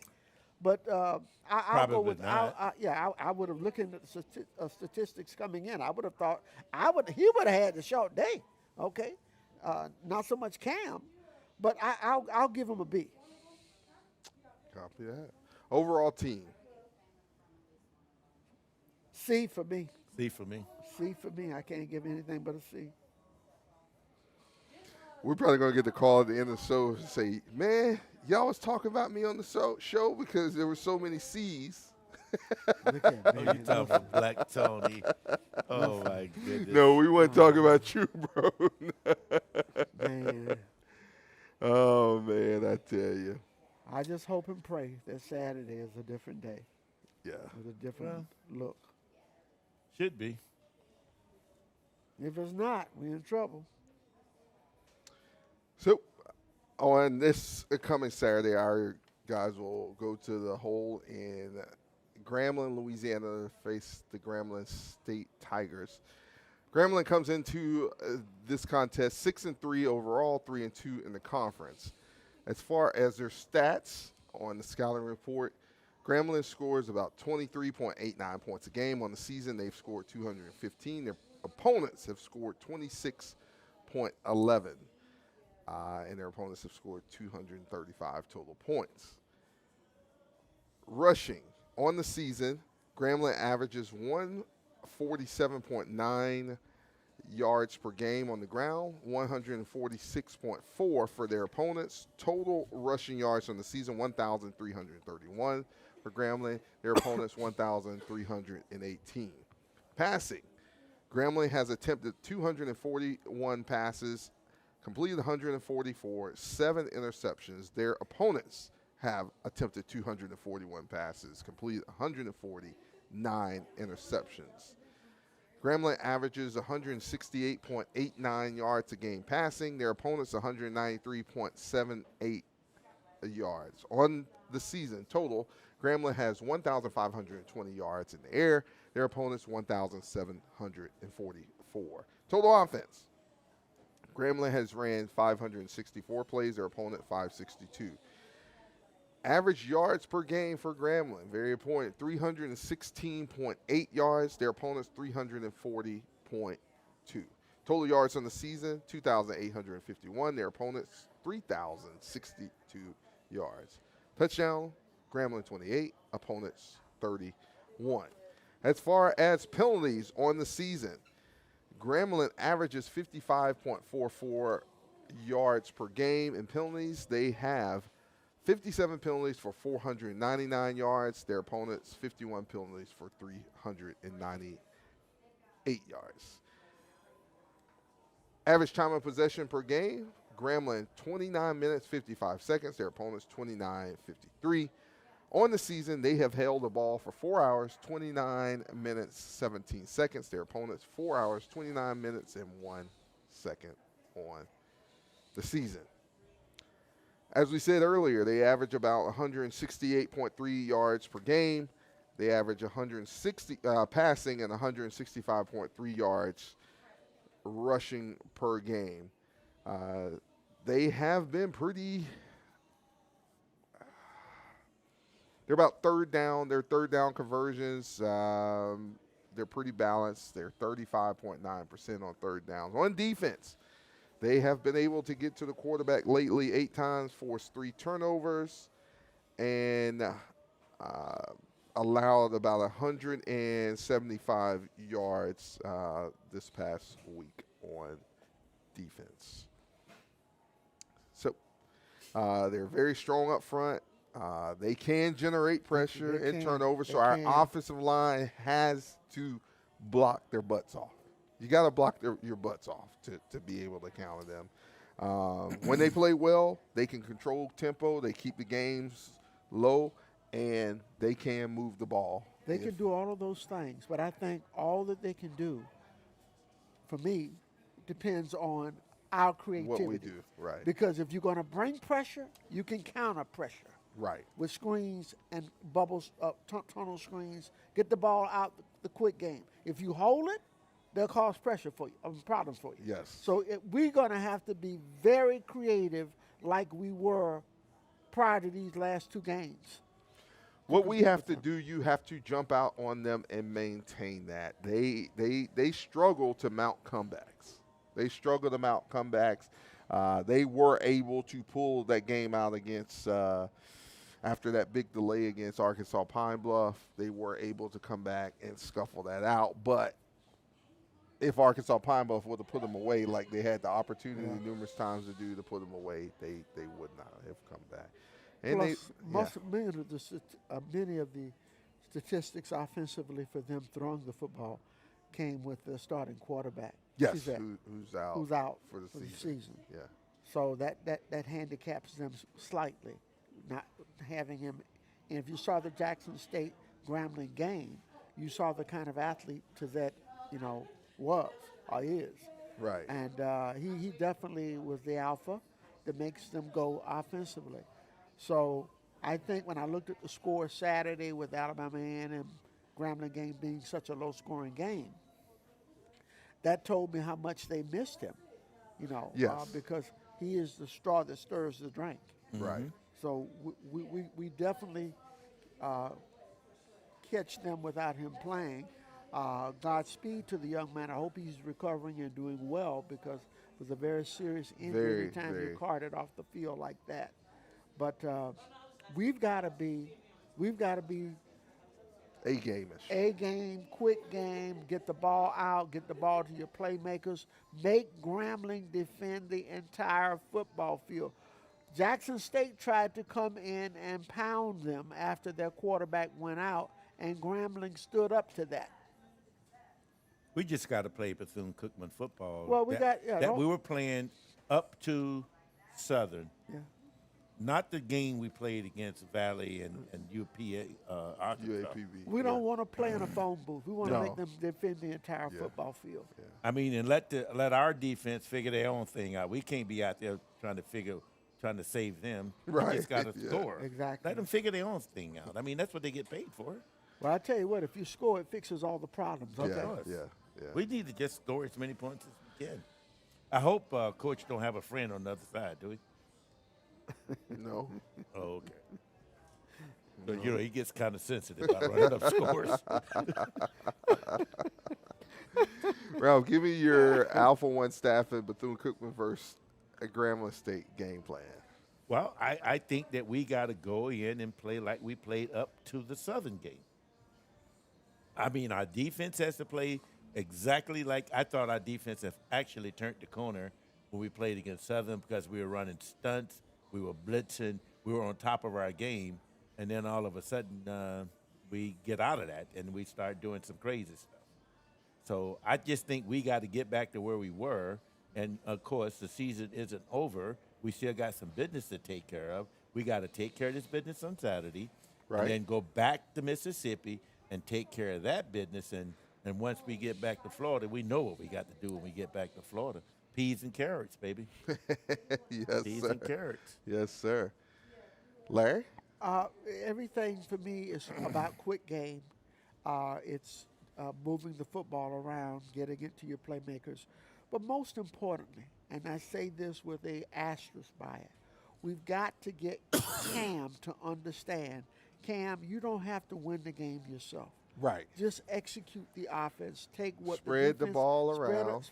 And do not sit back there holding the football because you're going to put us behind the chains. 1, 2, 3 ball out. Get it out. And let's make Grambling play in space where we can utilize our speed rather than trying to constantly run up in the middle of that line where we know that they're very stout. If we can do those things and get out early and play consistent football, don't turn it over, I don't care what the defense does. We'll be okay. We just got to find our identity offensively for this game. Exactly. I don't believe Grambling can outscore us if we're playing our offensive game. Exactly. We just got to up-tempo, make Grambling work, and come back to Daytona with a W. That's what we need. That's what we have. That's what we have the ability to do. Now, whether or not we do that, I don't know. This is a headsets game for me. Oh, absolutely. Yeah, definitely. That's what scares me. Yeah. That's what really scares me. My plan of attack, guys, for us to win this game, especially on offense, we got to leverage, our balanced attack. We got to, we average 232 yards passing per game and 194 yards on the ground. We have to have that and more on Saturday going into the hole. Exactly. We got to go at their defense. We got to attack them. They give up yards. They give up 202 yards pretty much per game or more. They average in giving that up. Go at them. We got the best wide receivers basically in the nation. Go at them. Make them so confused out there that they want to give up. Their defensive backs want to give up. Run at them. When you have keep them off balance. Hey, run, pass. Pass fast. Run. Keep them. Don't let them get in sync to what you're doing. That's it. Don't let them get in sync. We got to have tempo. We got to have possession control. I don't mind, just like you guys are saying, I don't mind us scoring quickly. But do what you have to do to sustain a drive and get the ball to the end zone. We can't go 3 and out. You can't go 3 and out. We got to maintain tempo. When we go tempo, it's hard to stop Bethune-Cookman offense. And that's been our success. Right. We've slowed it down. We bogged ourselves down. That's exactly right. That's exactly right. Get your ball to your playmakers. That's it. Get your ball to your playmakers. This is the prime time for them to show what they have. They've given that to us, down through the season. We're playing for something. We're playing for something. Let them touch it. Let them touch it. Cam, you got to be not only the leading passer, but you got to be a leader out there on the field for this offense, as Larry said. You got to be that leader. If somebody's loafing or not doing what they need to do, you got to be off in them. And do your job, too. And do your job also. Make sure we have explosive plays. Make sure we have explosive plays. Home run hitters. You can still touch the ball, a 5-yard pass and turn that into a touchdown. House it. Do what you have to do to get open and then take that step and get by them. On defense, we got to stop their run. In years past, it really hasn't been passing. It hasn't been passing. It's stopping the run. It's slowing the run down. The big guys up front, get off their linemen. Get off their linemen. If he's holding you, that's one thing, but get off of him. Get off of them to be there to make help the linebackers out. You got to help the linebackers out because we have two. In the defense we're running, we got two guys. Let's complement each other. They average, like I said, 147 or so yards a game. Make them pass the ball. Turn them one-dimensional. With that young quarterback. Yes. Make him beat you. Make them one-dimensional. You got to put pressure on him. Yes, definitely pressure the quarterback. Definitely let him know that he has been they're Tigers, but hey, these cats are coming to get you. Well, you got to spy him because he's the guy that beat Jackson State. Because fourth and 9, he scrambled out and got the yards for first and 10 to put them in a situation for the game-winning field goal. Right. So he's got some legs on him. He does. He does. We got to force turnovers. We got to capitalize on fumbles. When we get the ball back, and get the ball back for the offense. Get the ball back for your offense because they will do something with it. Help yourself get off that field. Help yourself, as we said, young guy, put that pressure on him. He will break. I don't care if he's home. So go get him. So you're suggesting that blitz. Perhaps we should blitz. Really? Blitz, run stunts up front, do everything you can, and it doesn't always have to be the linebacker coming. You're playing a 4-2-5, so you got another guy in the defensive backfield that can come up and show it. Mm-hmm. I mean, on Saturday, those guys showed their blitz the whole time, and we still couldn't stop them. Oh, man, I tell you. And I don't know. I agree with you, Daryl, about what they need to do on defense. I just haven't seen that done with us. We tend to, for some reason, be afraid to blitz. I am okay coming into the game and you see what they're doing and then you make adjustments. But if you can't make the adjustments, you're doing this whole team a disservice. You're doing this whole team a disservice. I truly believe they're going to try to run that football. They are. They are. So we got to take that from them. We got to make sure they have a difficult time matriculating the football on the ground. Mm-hmm. Then you force their hand. They need to be in second and third and long. Not manageable, not second and 3, second and 4. Right. They need to be at least 5 or more to get the first and 10. That way you put the pressure on that young quarterback who has far fewer reps than the starter to make the plays. We got to win third downs. We got to win red zones. You can't get down there and sputter. Don't continue. If you got stopped on first down up the gut, don't come back and run it again because there's no lie. Everyone you're playing is bigger than you up front. They're bigger than you up front. And they're stronger. It's just what we don't have. That's why we say, hey, when we're talking about supplements and things of that nature, all of that matters. All of that matters. Like, what did we say when, back at Florida State when we play people like Nebraska. Oh, them boys corn-fed. All they got to do is go out there and eat. Have you been in Nebraska? Yeah. What else you going to do out there? That's what I'm talking about. What you going to do in Mississippi? What you going to do in Grambling, Louisiana? Either you got to drive to Southern, to Alexandria. Monroe. Or Monroe. But ain't nothing to do there. Yep. You know, Louisiana, Monroe got that whole town locked down. So, hey, man. All we need to do is go there and play Bethune-Cookman. Well, we're from Florida. We got speed. Yeah. Put speed in space. Right. Put speed in space. Yeah. Speed kills size. It exposes all day long. Yeah. Yep. That's what we got to do. Definitely have to do That's what we got to do. We got 3 games that we got to win. We need to win these 3. Dante Pimpleton has got to come out of his bag, okay? I am more apt to feel that Pimp will be out of his bag more so than we will see on the defensive side. We already know that part, though. We already know that part, though. Like, because we even saw Saturday where when we were on defense, the offensive coaches were like calling out everything the defense or their offense was doing, and like, man, when the kid turned the corner and nobody touched him turning the corner, like, no. Oh, don't take me back down. I'm having flashbacks. Oh, man, let me get out of here. Yeah. Doing all those things, we win the game.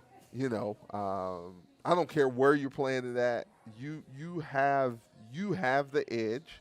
You have 2 quarterbacks who are starters in our quarterback side, and then you got a guy for them who's learning how to get it done, you know. But has he faced the pressure that we can bring to him? If you don't bring it to him, then you know, that's shame on you. You don't want to win. You don't want to go. You don't want to put yourself in shape to where when we, you know, next weekend when we go to Jackson, you know, all eyes are what's going on in Jackson, Mississippi at noon. That's it. The only, you know, the one thing that we got going for us, we've had a measure of success against. Yeah, we have. Even before we went to the swag. Right. You know, and hopefully we continue to have that success. Because I thought personally that they were going to beat us last year. I thought they had a better team. Yeah. And we almost gave that game away. We worked on it. We did. We worked at it. We did. We did. We worked at it. You know,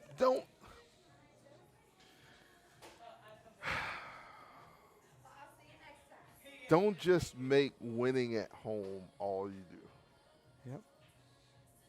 Just don't, you know, go out, show them that, hey, we can take this show on the road and you better be prepared. You're going to have to throw everything at us to get Bethune-Cookman off, you know, off that tide for first place. Yeah, we need to get off of that. Yeah. Control your own destiny. Yeah, we need to just go ahead and take first you. place. Yeah, you control your own destiny, and if you don't, you know, shame on you. You wanted it. We thought you wanted it, but you didn't really want it. So, who is Jackson State playing this weekend? Mississippi Valley. That'd be interesting. In Valley. That's in Valley. Yeah. We're going to take a break and hear from our sponsor, Alpha One Staffing. When we come back, we'll open up the phone lines, and we want to hear from you Wildcat fans. You're listening to the Hail Wildcats Gridiron Show. As we begin to reconsider how and where we want to work, Alpha One Staffing is here to help companies bridge the talent gap. I really struggled to find a second career on my own after my retirement. It's been hard for us to find the right candidates who will push our team and business to the next level. Then I heard about Alpha One Staffing. Then I heard about Alpha One Staffing. Then I heard about Alpha One Staffing. Alpha One Staffing partnered with our HR team to help us understand exactly how to navigate this new digital world, even recommending strategies for recruitment and employee development. I needed a job that would support my needs and lifestyle while also challenging me. Alpha One Staffing was completely transparent and knowledgeable about the process and provided me with the tools to feel more confident and prepared. I couldn't wait to start my new career. We partner with our clients and assess their needs. We are the matchmakers, and our goal is to provide each client with the candidates that make a difference within their organization. Alpha One Staffing understood that we needed a candidate with digital marketing experience in our industry, someone with an innovative mindset who could help expand our social media presence. Now, we couldn't be happier with our presence online and the impact that we are making globally. Alpha One Staffing presented us with incredible, highly qualified, and dedicated candidates. We will definitely be using Alpha One Staffing for our next hire. I was hired permanently after 6 months. This wouldn't have happened without Alpha One Staffing helping me get my foot in the door. If you're looking for work, I highly recommend Alpha One Staffing. If you're a job seeker or an employer, go to alpha1staffing.com and send us your resume or tell us about your hiring needs today.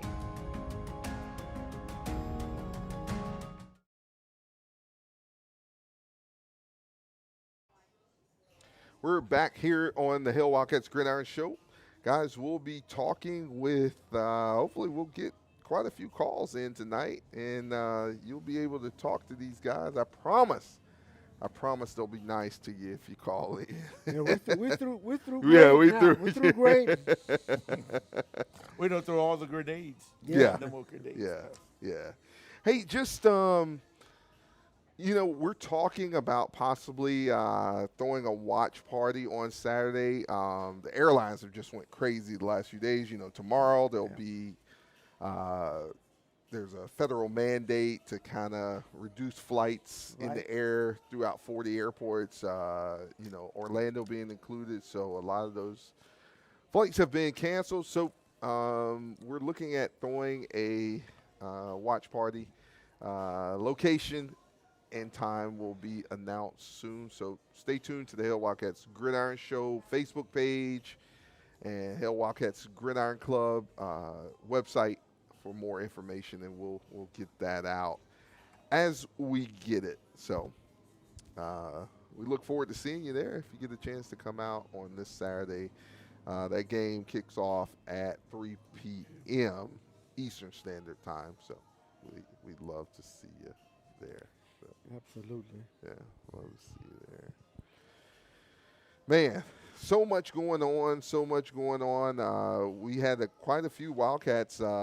Antoine Watts and Gabe White are up for the Aeneas Williams Award for the best, HBCU DB. We had some guys take home HBCU honors. The whole team actually took home HBCU honors on this past weekend. So looking forward, man. Just keep on. You get those accolades, you get those honors, and that's what it's all about. When you win, things happen for you. Isn't it great to be in November and having something to play for? Yes. You're already above 500. You got a chance to finish with a winning season and more. So something we haven't felt in the last 5, 6, 7 years. Yeah. Our Cage Cats didn't fare too well tonight.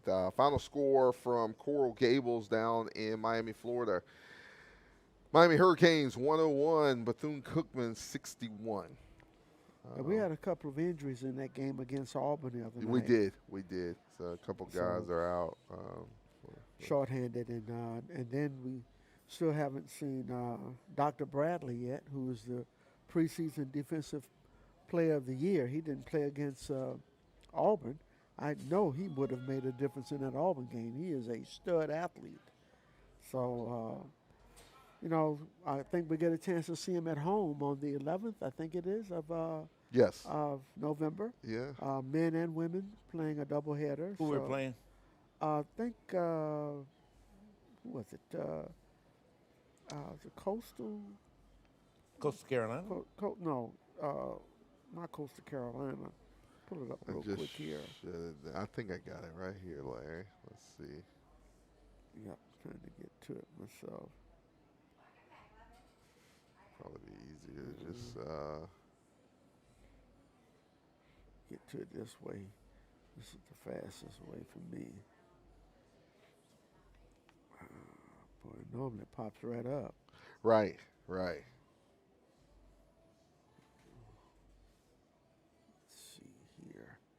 But it's a doubleheader, Ralph. It is. So it seems like we might be Coastal Georgia. Coastal Georgia. Yeah, 6 p.m. on the 11th here in Daytona. So I tell you, I watched the game the other night, and quite an impressive showing against Auburn. But more importantly, it's some players on that ball club, on Cookman's ball club.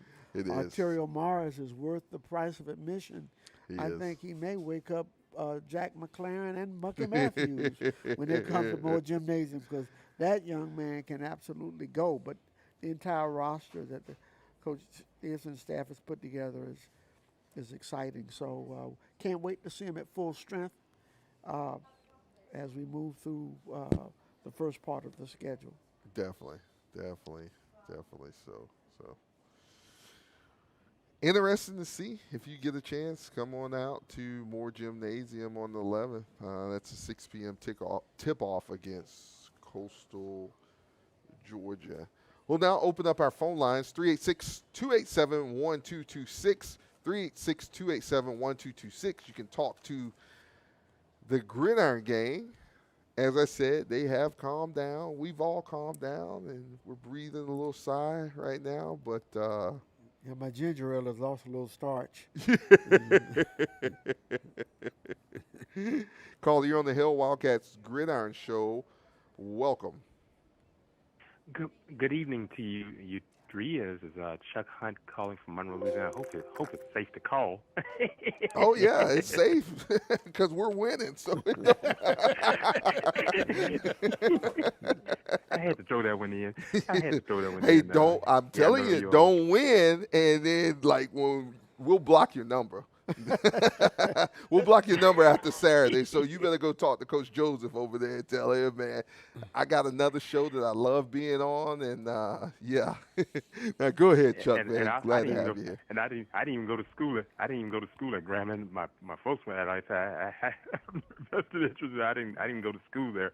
And Joseph, for Coach Joseph himself, he didn't go there. He played in Nebraska. Right, he played in Nebraska. Yeah, but yeah, and.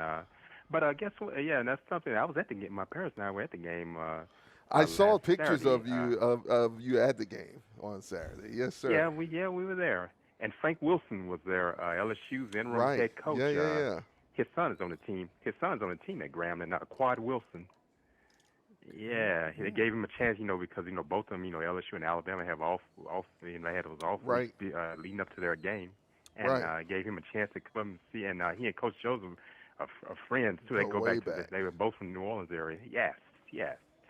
It should be quite interesting between the two programs, because I'm looking at you all. Like I've been telling people around here, I said I've watched you all this season. Watching you your games live, and I told them, I said this is a great offense. We talk about what Jackson State had, but I said, but you haven't seen Bethune-Cookman. I said that's a high octane offense.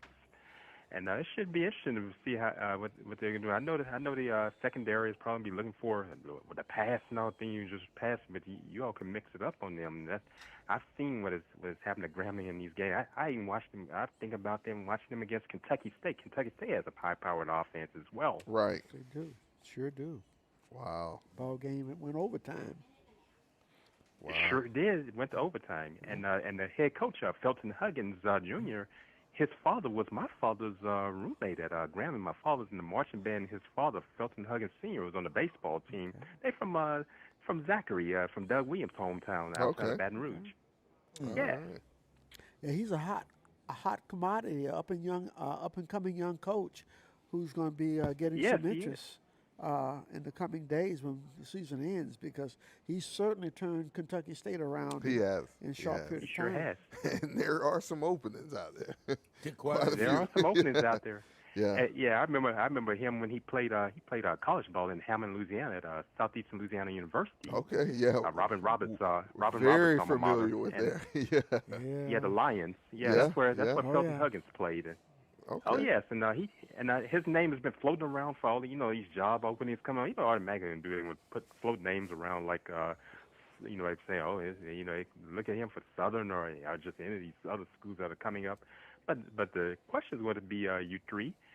do these people really want that Southern job? That's a pressure cooker, just like across town at LSU. Those are pressure cooker jobs.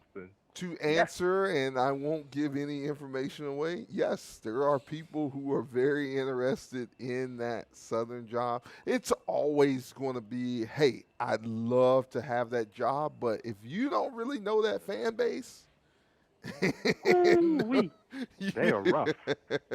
They are rough. It's been like that for a long time. Mumford created something, and it's been going on. He died in 1962, and it's still going to today. Even Pete Richardson dealt with that when he came from Winston-Salem State. It was tough on him in 1993.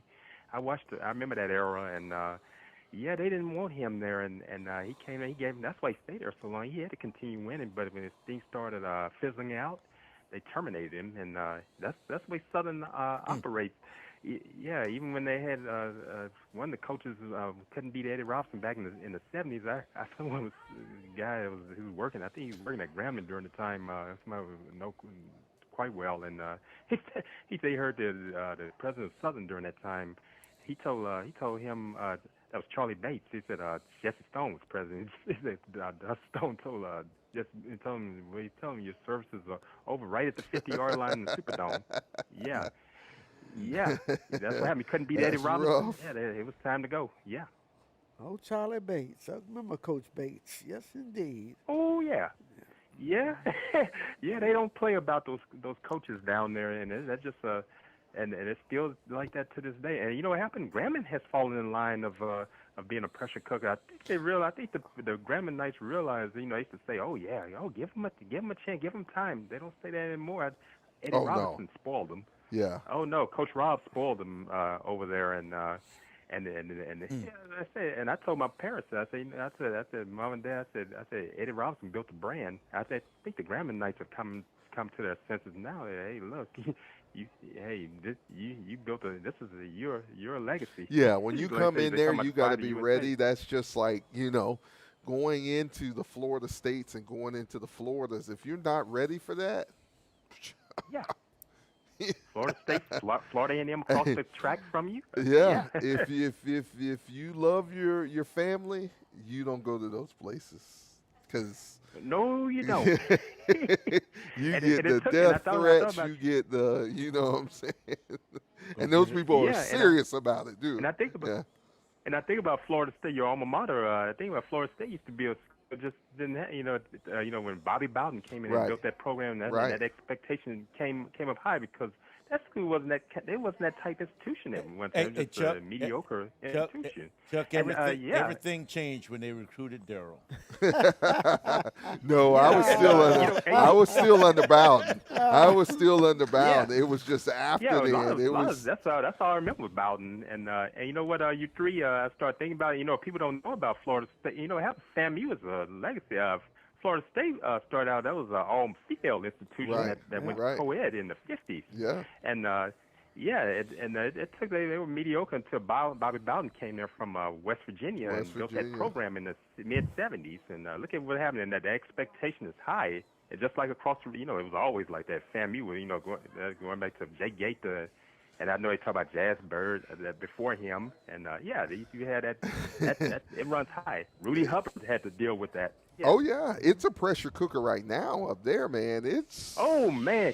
I feel sorry for Coach Cozy. I saw that meeting they have there with that group. I'm not sure. That's your rival. Man, I said, gosh. Oh, no. Get out of this one. But he's a Florida State guy, and I just text him every week, and I'm like, man, praying for you. And he just give me a fist pump. Those people are rough, man. Oh, gosh. I don't want none of that, bro. But Chuck, you talk about the Blue Bloods, and mentioned Southern, and you mentioned Jake Gaither and Florida A&M, Eddie Robinson, but I mentioned Mumford, John Merritt, and Big John at Tennessee State, but Mumford being the bench, the benchmark for most of those coaches during that era, because Eddie Robinson only beat Mumford one time in his career. Sure did. John Merritt never beat him at all. And Jake was the only one who had some success home and home. in playing with Mumford. But the story of Mumford brought his team to play Southern at Southern's homecoming, and his team out of Texas beat Southern. And after the game, supposedly some equipment came up missing or something came up missing. Mumford had his players get off the bus, and he went through everything, and whatever was missing, they found. And the Southern staff, the Southern administration was so impressed by him, they hired him as the coach. They were looking for a coach anyway, and they hired him because of his high ethical standards, you know. But he was the benchmark for all of those coaches during that particular era of time, and that's why he is the face on the Mount Rushmore for me for black college coaches in America. He is that dude. I agree. But the other part of it is, Chuck, none of those guys are walking back through the door again, okay? Jake is gone from FAMU. Yeah. Big John is not at Tennessee State. Eddie Robb is no longer at Grambling. They were truly the Blue Bloods, and so it makes it real tough to come into programs that have that kind of legacy. Barlow's catching it up there at Tennessee State of right course, now. Of course. Yeah, But you kind of Barlow is there. This is the first season. They kind of give him another season to get it together. Yeah. And his whole coaching staff just got there before the season started. Yeah. Oh yeah. And you know what? Grambling. They talked about Grambling and Southern that rivalry. When Coach Rob finally beat them, I think it was 1947. They said 48. I think they stopped playing each other for 11 years after that because they had a fight. It turned to a brawl, and Grambling and Southern stopped playing each other until 1959, because Grambling became a member of the SWAC in 1958. Them and Jackson State became a member the same year. By 59, that's when Grambling and Southern continued playing each other. It was the Southern and Florida A&M playing each other during those times because they had kind of give them a break from each other because it had gotten ugly. Gotcha. Yeah. Well, Chuck, and we don't that's want great, you... Mr. Wesley, for telling that. I'm glad you gave all that. Walking encyclopedia, bro. Walking encyclopedia, professional fisher, No, that's Fisher money. Oh, yeah, I love Fisher. And Mr. Smith, Mr. Smith, all you all. Heck of a pork chop griller. Yes. Oh yeah, I love it. Only done on Blackstone though. If it ain't a Blackstone, we don't want it. I had to get you in. There was a guy from the New Orleans sports media legend named Romalis Brown. Ro Brown. He used to be a WDSU black sports anchor. He's in the Louisiana Sports Hall of Fame. By the way, he's on the selection committee. You and Mr. Wesley, you and Ro Brown need to get together, man. He's talking about sports encyclopedia as well. He and I have struck up a friendship. We'll make it happen, man. We'll definitely make it happen. We'll make it happen. Make it happen. You three take care. And if you're coming up, please be safe. Thank you, man, very much. Care. And I'm going to put your life on the line right now. So before you get off, what can you say to me? I'm gonna say both. It'd be both sides. I said I just wish for a safe ball game. That's all I can say about that. Yeah, I won't get you in trouble with your parents, man. Oh no, they don't. Hey, I didn't go to school at Grambling. Like I said, I went to McNeese. Yeah, but they went there. But no, if it's Hail Wildcats or Go Grambling, hey, I just wish both. No, it's no Go Grambling. It's just Hail Wildcats. Yeah, I wish both of them the best. Yes, sir. Wish both of them safety on the field. Definitely. Hey, thanks a lot, Chuck, man. It's great hearing from you, Hail Wildcats, and I hope you'll be cheering on the Wildcats on Saturday. We're cheering for McNeese State over here. I need some humor going into the weekend. Oh, goodness. Hey, man, thanks for calling, Chuck. Right. We'll talk to you, man. Take care, all right. Bye-bye. See you, Chuck. Hail Wildcats. Yes, sir. Hail Wildcats. Right. He didn't say it that time. I know, and then he quickly came right back, so... We got to check him on that one. If that game's close, I'm still blocking him. 4 games. He got a 1-game suspension. He got a 1 Hail Wildcats Gridiron Show suspension if the game's even close. Love you, Chuck, but we got policies over here. Oh, goodness. 386-287-1226, 386-287-1226. It's always, I'm glad he said it. You know, it's always great to laugh and joke around. And Chuck follows these platforms. He does big time, bro. He does big time. I just got to text somebody. He's like, is that Chuck Hunt? Yeah, He's internationally known, not just known by the microphone. Chuck Hunt. Hello? Man. Hello? Hello. Is that? Yeah. Is that? That's the lunch. That's the lunch. Is that? That's the lunch line man right there. What's going on, my friends? How's it going, sir? Welcome to the Hail Wildcats Gridiron Show. I know this is your first time on here, and you know everything. So we just like to welcome you. This phone up. Don't do that. Don't do that. Your track record don't allow you to just hang up like that. How's it going, CC? Oh my goodness! You see how we said CC tonight, and we won't. How you doing tonight, sir? Man, I'm good, man. How about you? We're doing good, man. We're doing good. Don't just say me, man, because they'll be How's like, my frat "Oh, brother doing?"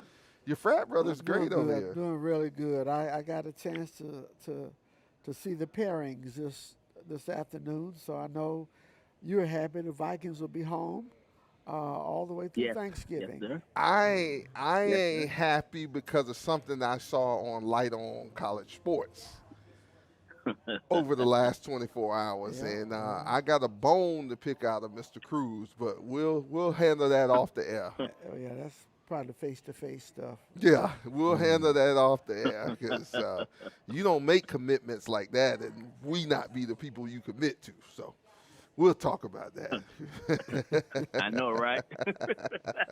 But this Saturday, CC, our Wildcats go into the hole to play. The Tigers are Grambling. What's your game plan, man, for our Wildcats to come out on top? So, for me, man, I think we just have to keep scoring. Every time we get the ball, we have to continue to score. And at least with the do-rag on? Yeah, man, with the do-rag. Look here. I was just going to say Ralph and Larry. Y'all remember the do-rag? But anyway. Yeah, we talked about it tonight. Okay. Why'd you bring that up? You got to continue scoring, and they got to be able to. You know, I think if they can stop Grambling at least a couple of times a quarter, we'll be okay. Okay. How many times a quarter? At least give me 2 times out of quarter. Ralph say we only stopped them one time. We only stopped Valley one time. Valley punted one time. And anytime they need he asking for 2 a quarter. Yeah, he's asking for a lot. Yeah. I know He's it's a asking lot. for a I know lot. it's a lot. You might have might have to drive that F-250 up there to stop them. Put it out on the field. Yeah. CC, Miss Emma said hello to you, man. Yeah, man. Your number one fan. I said hello. Your number one fan, man. CC, you got a final score for me Saturday? Yeah, you know, I'm all Wildcat all day, man. So I'm gonna say 35-24. I think that's a good score, actually. I do too. 35-24. Of course, BC has the 35, right? Yeah, he said Wildcat. Yeah. Okay. Yeah. We already got one person blocked on the show, so don't you be the second person. Y'all blocking people now? Well, if Chuck know who better win next Saturday or this Saturday in Grambling, or you know, he's blocked. Yeah. 1 game suspension. 1 game. Yeah. Well, y'all acting like Donald Trump up here tonight. Yeah. Is Grambling quarterback? Is he playing or he's still out? He's still out. I don't think he's coming back. Yeah. He's out. Oh wow. If I was him, I would never come back. Yeah. Just play baseball. Yeah. Yeah. Well, obviously speedy recovery for him, but that gives us an opportunity, Yeah. Well, man, we thank you for being on the show. You want to say anything to your fans, to your crew, or anything before we let you go? Yeah, most definitely. I'll be my ESPN show will be starting January the 3rd. So I want everybody to tune in. Show on what network? That's the T. Which version? That's the Wish version or the T-Move? I started hating the phone up again. Boy. So wait a minute. So you quit Hail Wildcat to go to ESPN? Are you nuts? Yeah. What are you doing? What's going on, dude? Man, the check a little bigger over there. Wow. So it's about money, so it's all about money then. Okay. Okay. Okay. Bigger over there. Yeah. That dude kind of just like the. Well, at least he said the quiet part out loud. No, Miss Emma, Miss Lodge, no, we don't condone that. Miss Lodge talking about homeboy CC. That's not what she was saying Saturday, though. Half game was suspension from Miss Lodge, half a game from Miss Emma. CC, rest of the season. Done. Nah, man. Thanks for calling in to the show, bro. It's always good to talk to you, man. And we look forward to a huge win this Saturday. Yeah, definitely. Go Wildcats. Hail Wildcats. Hail Wildcats. Have a good night, big guy. All right, guys. All right. Bye. 386-287-1226. 386-287-1226. That is the number to call in to the Hail Wildcats Gridiron Show. We'd love to hear from you. We'd love to talk to you. We're getting ready to head to Grambling, Louisiana. Our Wildcats take on the Tigers of Grambling in the Hole, Eddie Robinson Memorial Stadium this Saturday, 3 p.m. Eastern Standard Time, 2 p.m. Central Standard Time kickoff for our Wildcats for our road to the SWAC championship. So I have a very good friend from high school that attended Grambling, and I've been calling that bum for the last 3 days. He won't answer my calls. I wonder why. Don't run scared. What a bum. Wow. He won't answer your calls, Ralph? No. He called me every week, but he won't answer his phone now. This week? Yeah, this week. Today is Thursday. Yep. Wow. But anyway. Friends, how many of us have them? 386-287-1226. 386-287-1226. That is the number to call into the Hail Wildcats Gridiron Show. We'd love to hear from you. Don't just talk your talk on the weekend. We want to hear it throughout the week. We want to hear it Thursday night. We got you got the 38 special. We got the Thursday night special. So that is. Let's lay it on the line. You don't have to say your name. We won't call your name. Don't believe him. Yes, he will. He's lying to you. You call your name. 386-287-1226. That is the number. Caller, you're on the Hail Wildcats Gridiron Show. Welcome. Hi, how you doing? Good. We got a lady caller. How you doing tonight? Yes. I'm well. This is Anika Bray Hurd. Yes, ma'am. Thank you. Our number one fan. How you doing? Well, one of them. Sorry, Miss Emma. Yes. Sorry, Miss Lodge. But you all are playing my alma mater this weekend. Oh boy. So that's the nature of the call. I'm glad you called in this week, Anika. Oh boy. We love you, but we will block you. Well, I just want to talk to you because I've been watching the show all night. And I love when you all do the grading. Okay. Because being a school teacher, definitely, you all are hard.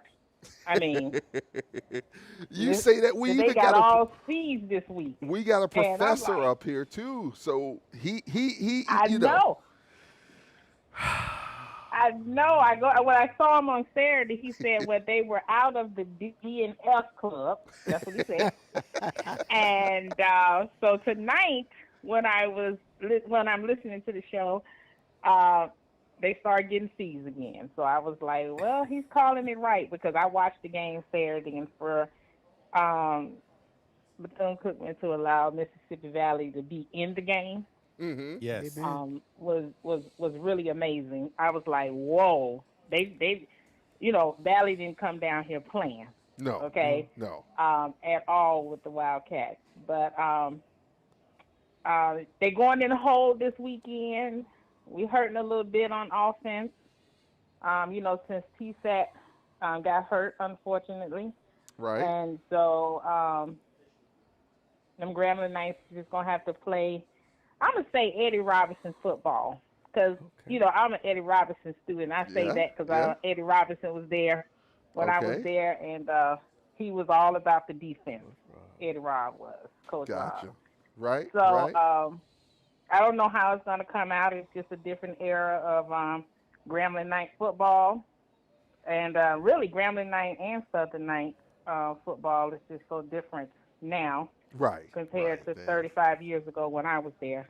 But I say all that to say, I was raised on Bethune-Cookman campus, so. Yes, you were. Yeah, it's a little different, but, I have to go, my dad was a Grambling Knight, Right, so we just have to, so it's kind of like a catch-22 for me this weekend. This weekend is kind of like, but my heart is in Graham family, so. Understood. But I mean, Cookman is. I heard one of the gentlemen. I don't know if it was the professor or the other young man, and I don't know your name. I'm sorry. Ralph. But they said we need to play. Our defense needs to play like they played Southern. That's what I heard. Yeah. Well, I so, think Ralph, they she was need talking about to. you. Yeah. Yeah, I think that they need to play like they played Southern, but I think they need to play a little harder, because Southern is just not well this year. They're just not well. And so it's just a flatline situation there in Baton Rouge. It is. But I think that if the Wildcats come out, and again, I think it was the professor saying that they don't have any identity, and I would have to agree, because we don't know who they are. Looking at the teams that they have played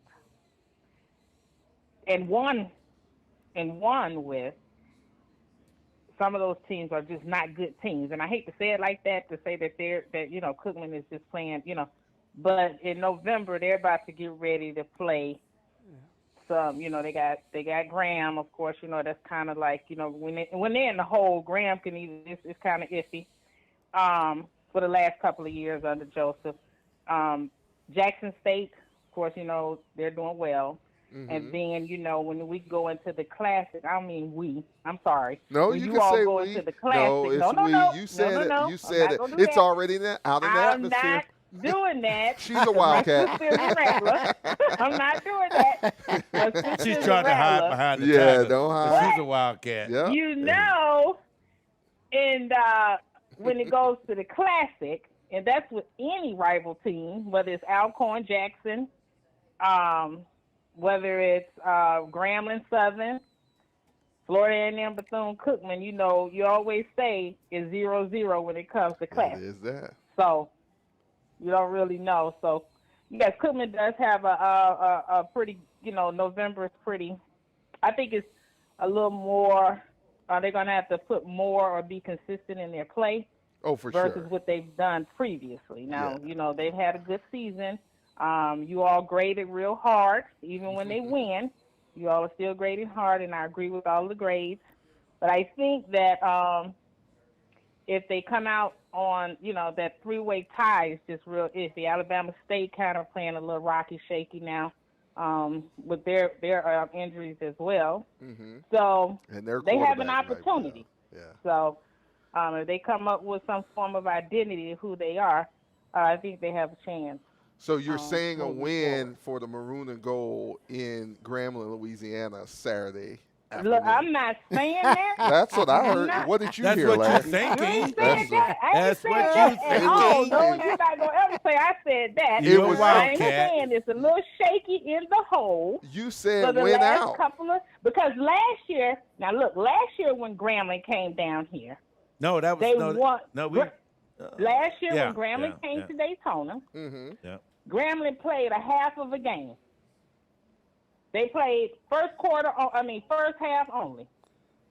Second half, they didn't act like they knew what a foot or a ball was. That's right. That's true. What happens if that happens Saturday? Well, Joseph needs to go look for him a job. So, we don't play that. Now, I'm going to say it. I'm going to say it. Oh, boy. I hear We need you. to go find him a job. I hear you. Because we don't keep him around like that. I mean, we were spoiled with Eddie Robinson. We used to put up 66, 90 points on Perry View. What when was I Chuck in just school. talking about? That's that fan base, right? Okay? So we are not used to losing. Now, what saved him, and I'm going to say it, because I pay my I pay my dues. What saved him is when that young man ran that 4 and 11, get us in position for a field goal in Vegas. That saved Joseph's job.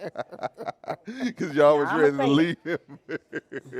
So that's what saved him for us He was beating getting Jackson. ready to be out there with Yeah, he was gonna be out Pete there Carroll. with I ain't gonna say what we call him, with Graves. I ain't gonna say what we call the man. I don't know. No. But he was been right up there with Graves. Okay, because Graves came through Grambling too. Oh boy. Yeah, he sure did. So Oh I'm just boy. saying. So I'm not gonna say that Cookman go. I don't know. I'll just wait till the game, and I'll be watching it. I understand that the football players here at Bethune-Cookman will be playing, and they will be staying an hour from Grambling, which I didn't understand that part. Well, there's with them just staying in Shreveport. it's because of and not Monroe. logistics. Is that what it is? Yeah, you have to Okay. we have to have a full service hotel to stay at, and Okay. there's none in Monroe at this time that provides Okay. that. Yeah. Okay. It's been worse Okay. than that before, All right. though. Well, Where okay. some of the All team right. had to go travel So- to Dallas to fly out, to fly back home. I remember Yeah. that Yeah, trip. I understand. Yeah. Well, I heard they're going to be in Shreveport. No practice. They go practice in the morning before they leave. They let the So- enemy know this? What is going Yes. on? Yes, I know I all tell of you, it because I be don't worry. asking questions. If you So, see that black yeah, but, vehicle pull up outside your house, just lock the door. No. Well, look, I enjoy you all on Thursdays. I have all of my little shows that I watch through the week. I watch the HBCU Coach's Corner, just to hear all the logistics. I love the game. So, best wishes to, I'm going to say both teams. And I just want them to be safe and no one get hurt. Okay, That's can I say that? Amen. Yeah, you can I'm say not that. going to give a prediction. I'm not giving no prediction, but I hope that it's a low-scoring game. If it's low-scoring, whew, and I'm going to hang up right there, okay? Okay, now say Hail Wildcats for me, and then we can. I can't do it. Yes, you I can. ain't going to be able to do that. I ain't going to be able to do that. All right. Can't do it. You all have a good evening. You all too. take care. Thank you for Hail- calling in, and Hail Hail Wildcats. Wildcats. Hail Wildcats. Oh, okay. All right. Okay. Take care. Oh, boy.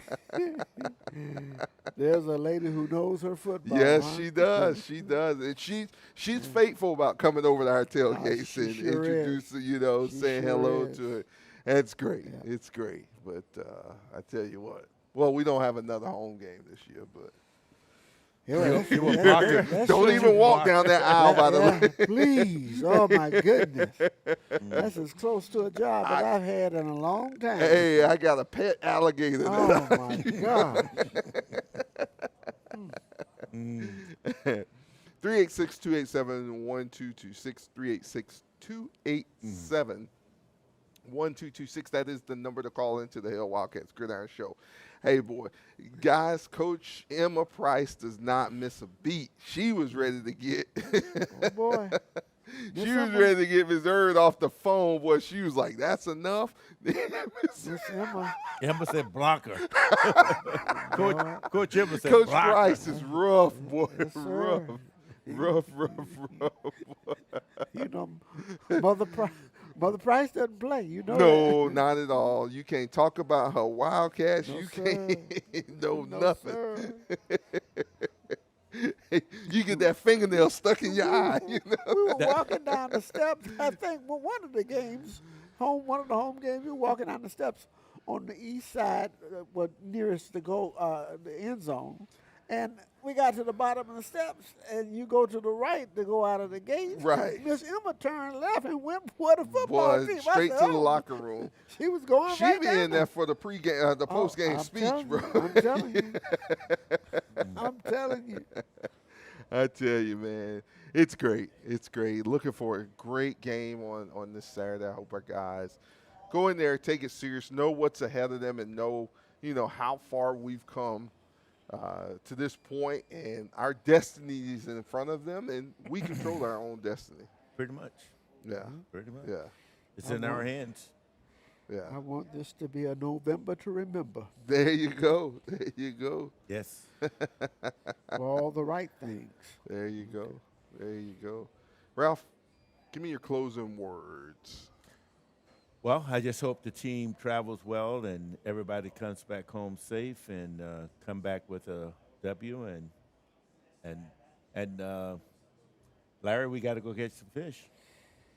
Yeah, Ralph, we sure do. I agree with that last part. I want to get a W before I get this fish, though.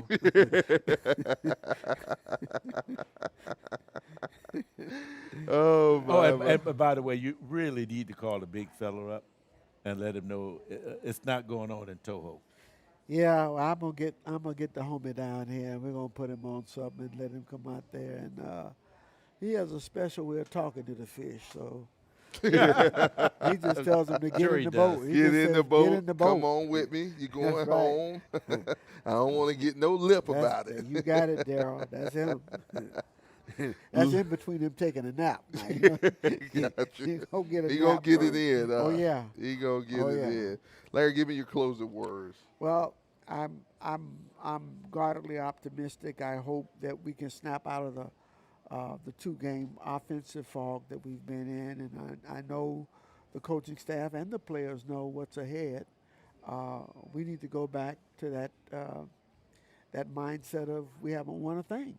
Right. And let's go out there and take no prisoners, and let's bring back a W. I'm looking forward to seeing a very exciting and explosive Bethune-Cookman offense. And I think if that happens and comes to fruition, I think there's a great chance that we bring back a W. I highly agree. I highly agree with both of you guys, and praying for the best, knowing that, okay, you won your home stand. Now it's time to go show other people that you are truly for real. You're truly for real. It's one thing winning at home. You kind of got home field advantage at that point in time.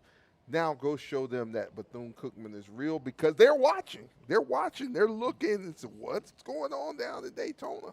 Well, Derek, you touched on it briefly earlier when you said if we pull this game out, all the eyes of black college football what you will talking be about? 12 o'clock in Jackson, Mississippi. In Jackson, Mississippi. Yes, sir. That will be a huge football game. And there are people who are giving Bethune-Cookman a chance. They are. Really, they are. As bad as our defense has been playing. Still giving us a chance. Yeah, they're giving us a chance because when you can score. So you're saying there's a chance. Yeah, you can score. You got a chance. Yeah, definitely. So we have to play them one at a time, and Grambling is the one that's up right now. So sometimes, you've been on a homestand like we have been for three consecutive You games. get comfortable. You get comfortable, right. And I'm hopeful that this trip, a lot of times when you're on that road, the team comes together, you're meeting, you're eating, you're going through the same ritual routines. And so you get dialed in a little bit better. And I'm hopeful that will be the situation this weekend, because there is nothing else left to hide now. Whatever's in the playbook, gotta come on out. bring it out. Let's, literally, let's put it on display. Definitely. And let's make it happen from that standpoint. So I'd love to get information when you finally figure out what we're going to do. Yes, sir. With We might look at Dave and Buster's, but as we said, we'll have that information out tomorrow and get it out to everyone. Wherever we set up, we want all the Wildcat fans, if you're in Volusia County, to come on down, join us there. Wherever we set up, as I said, and enjoy, and let's cheer our Wildcats on to victory. Let's cheer them on to victory. 3 o'clock kickoff, and I get a chance to go fishing Saturday morning. Yes, sir. Get back home by 12 with a boatload of fish. There you go. Get cleaned up and head on to the watch party. Yes, indeed. Yes, indeed. Ready for it. Let's go Wildcats. That's all we can say. Guys, lock in. Let's go play great football. Let's show them what we do here in Daytona Beach, Florida. For Mr. Ralph Smith, Mr. Larry Wesley, Mr. CC Cruse, and for Mr. Jerry Bell, I'm Darold Williams here on the Hail Wildcats Gridiron Show. Hail Wildcats, let's go Wildcats. Let's knock those Tigers off. Hail Wildcats. Good night.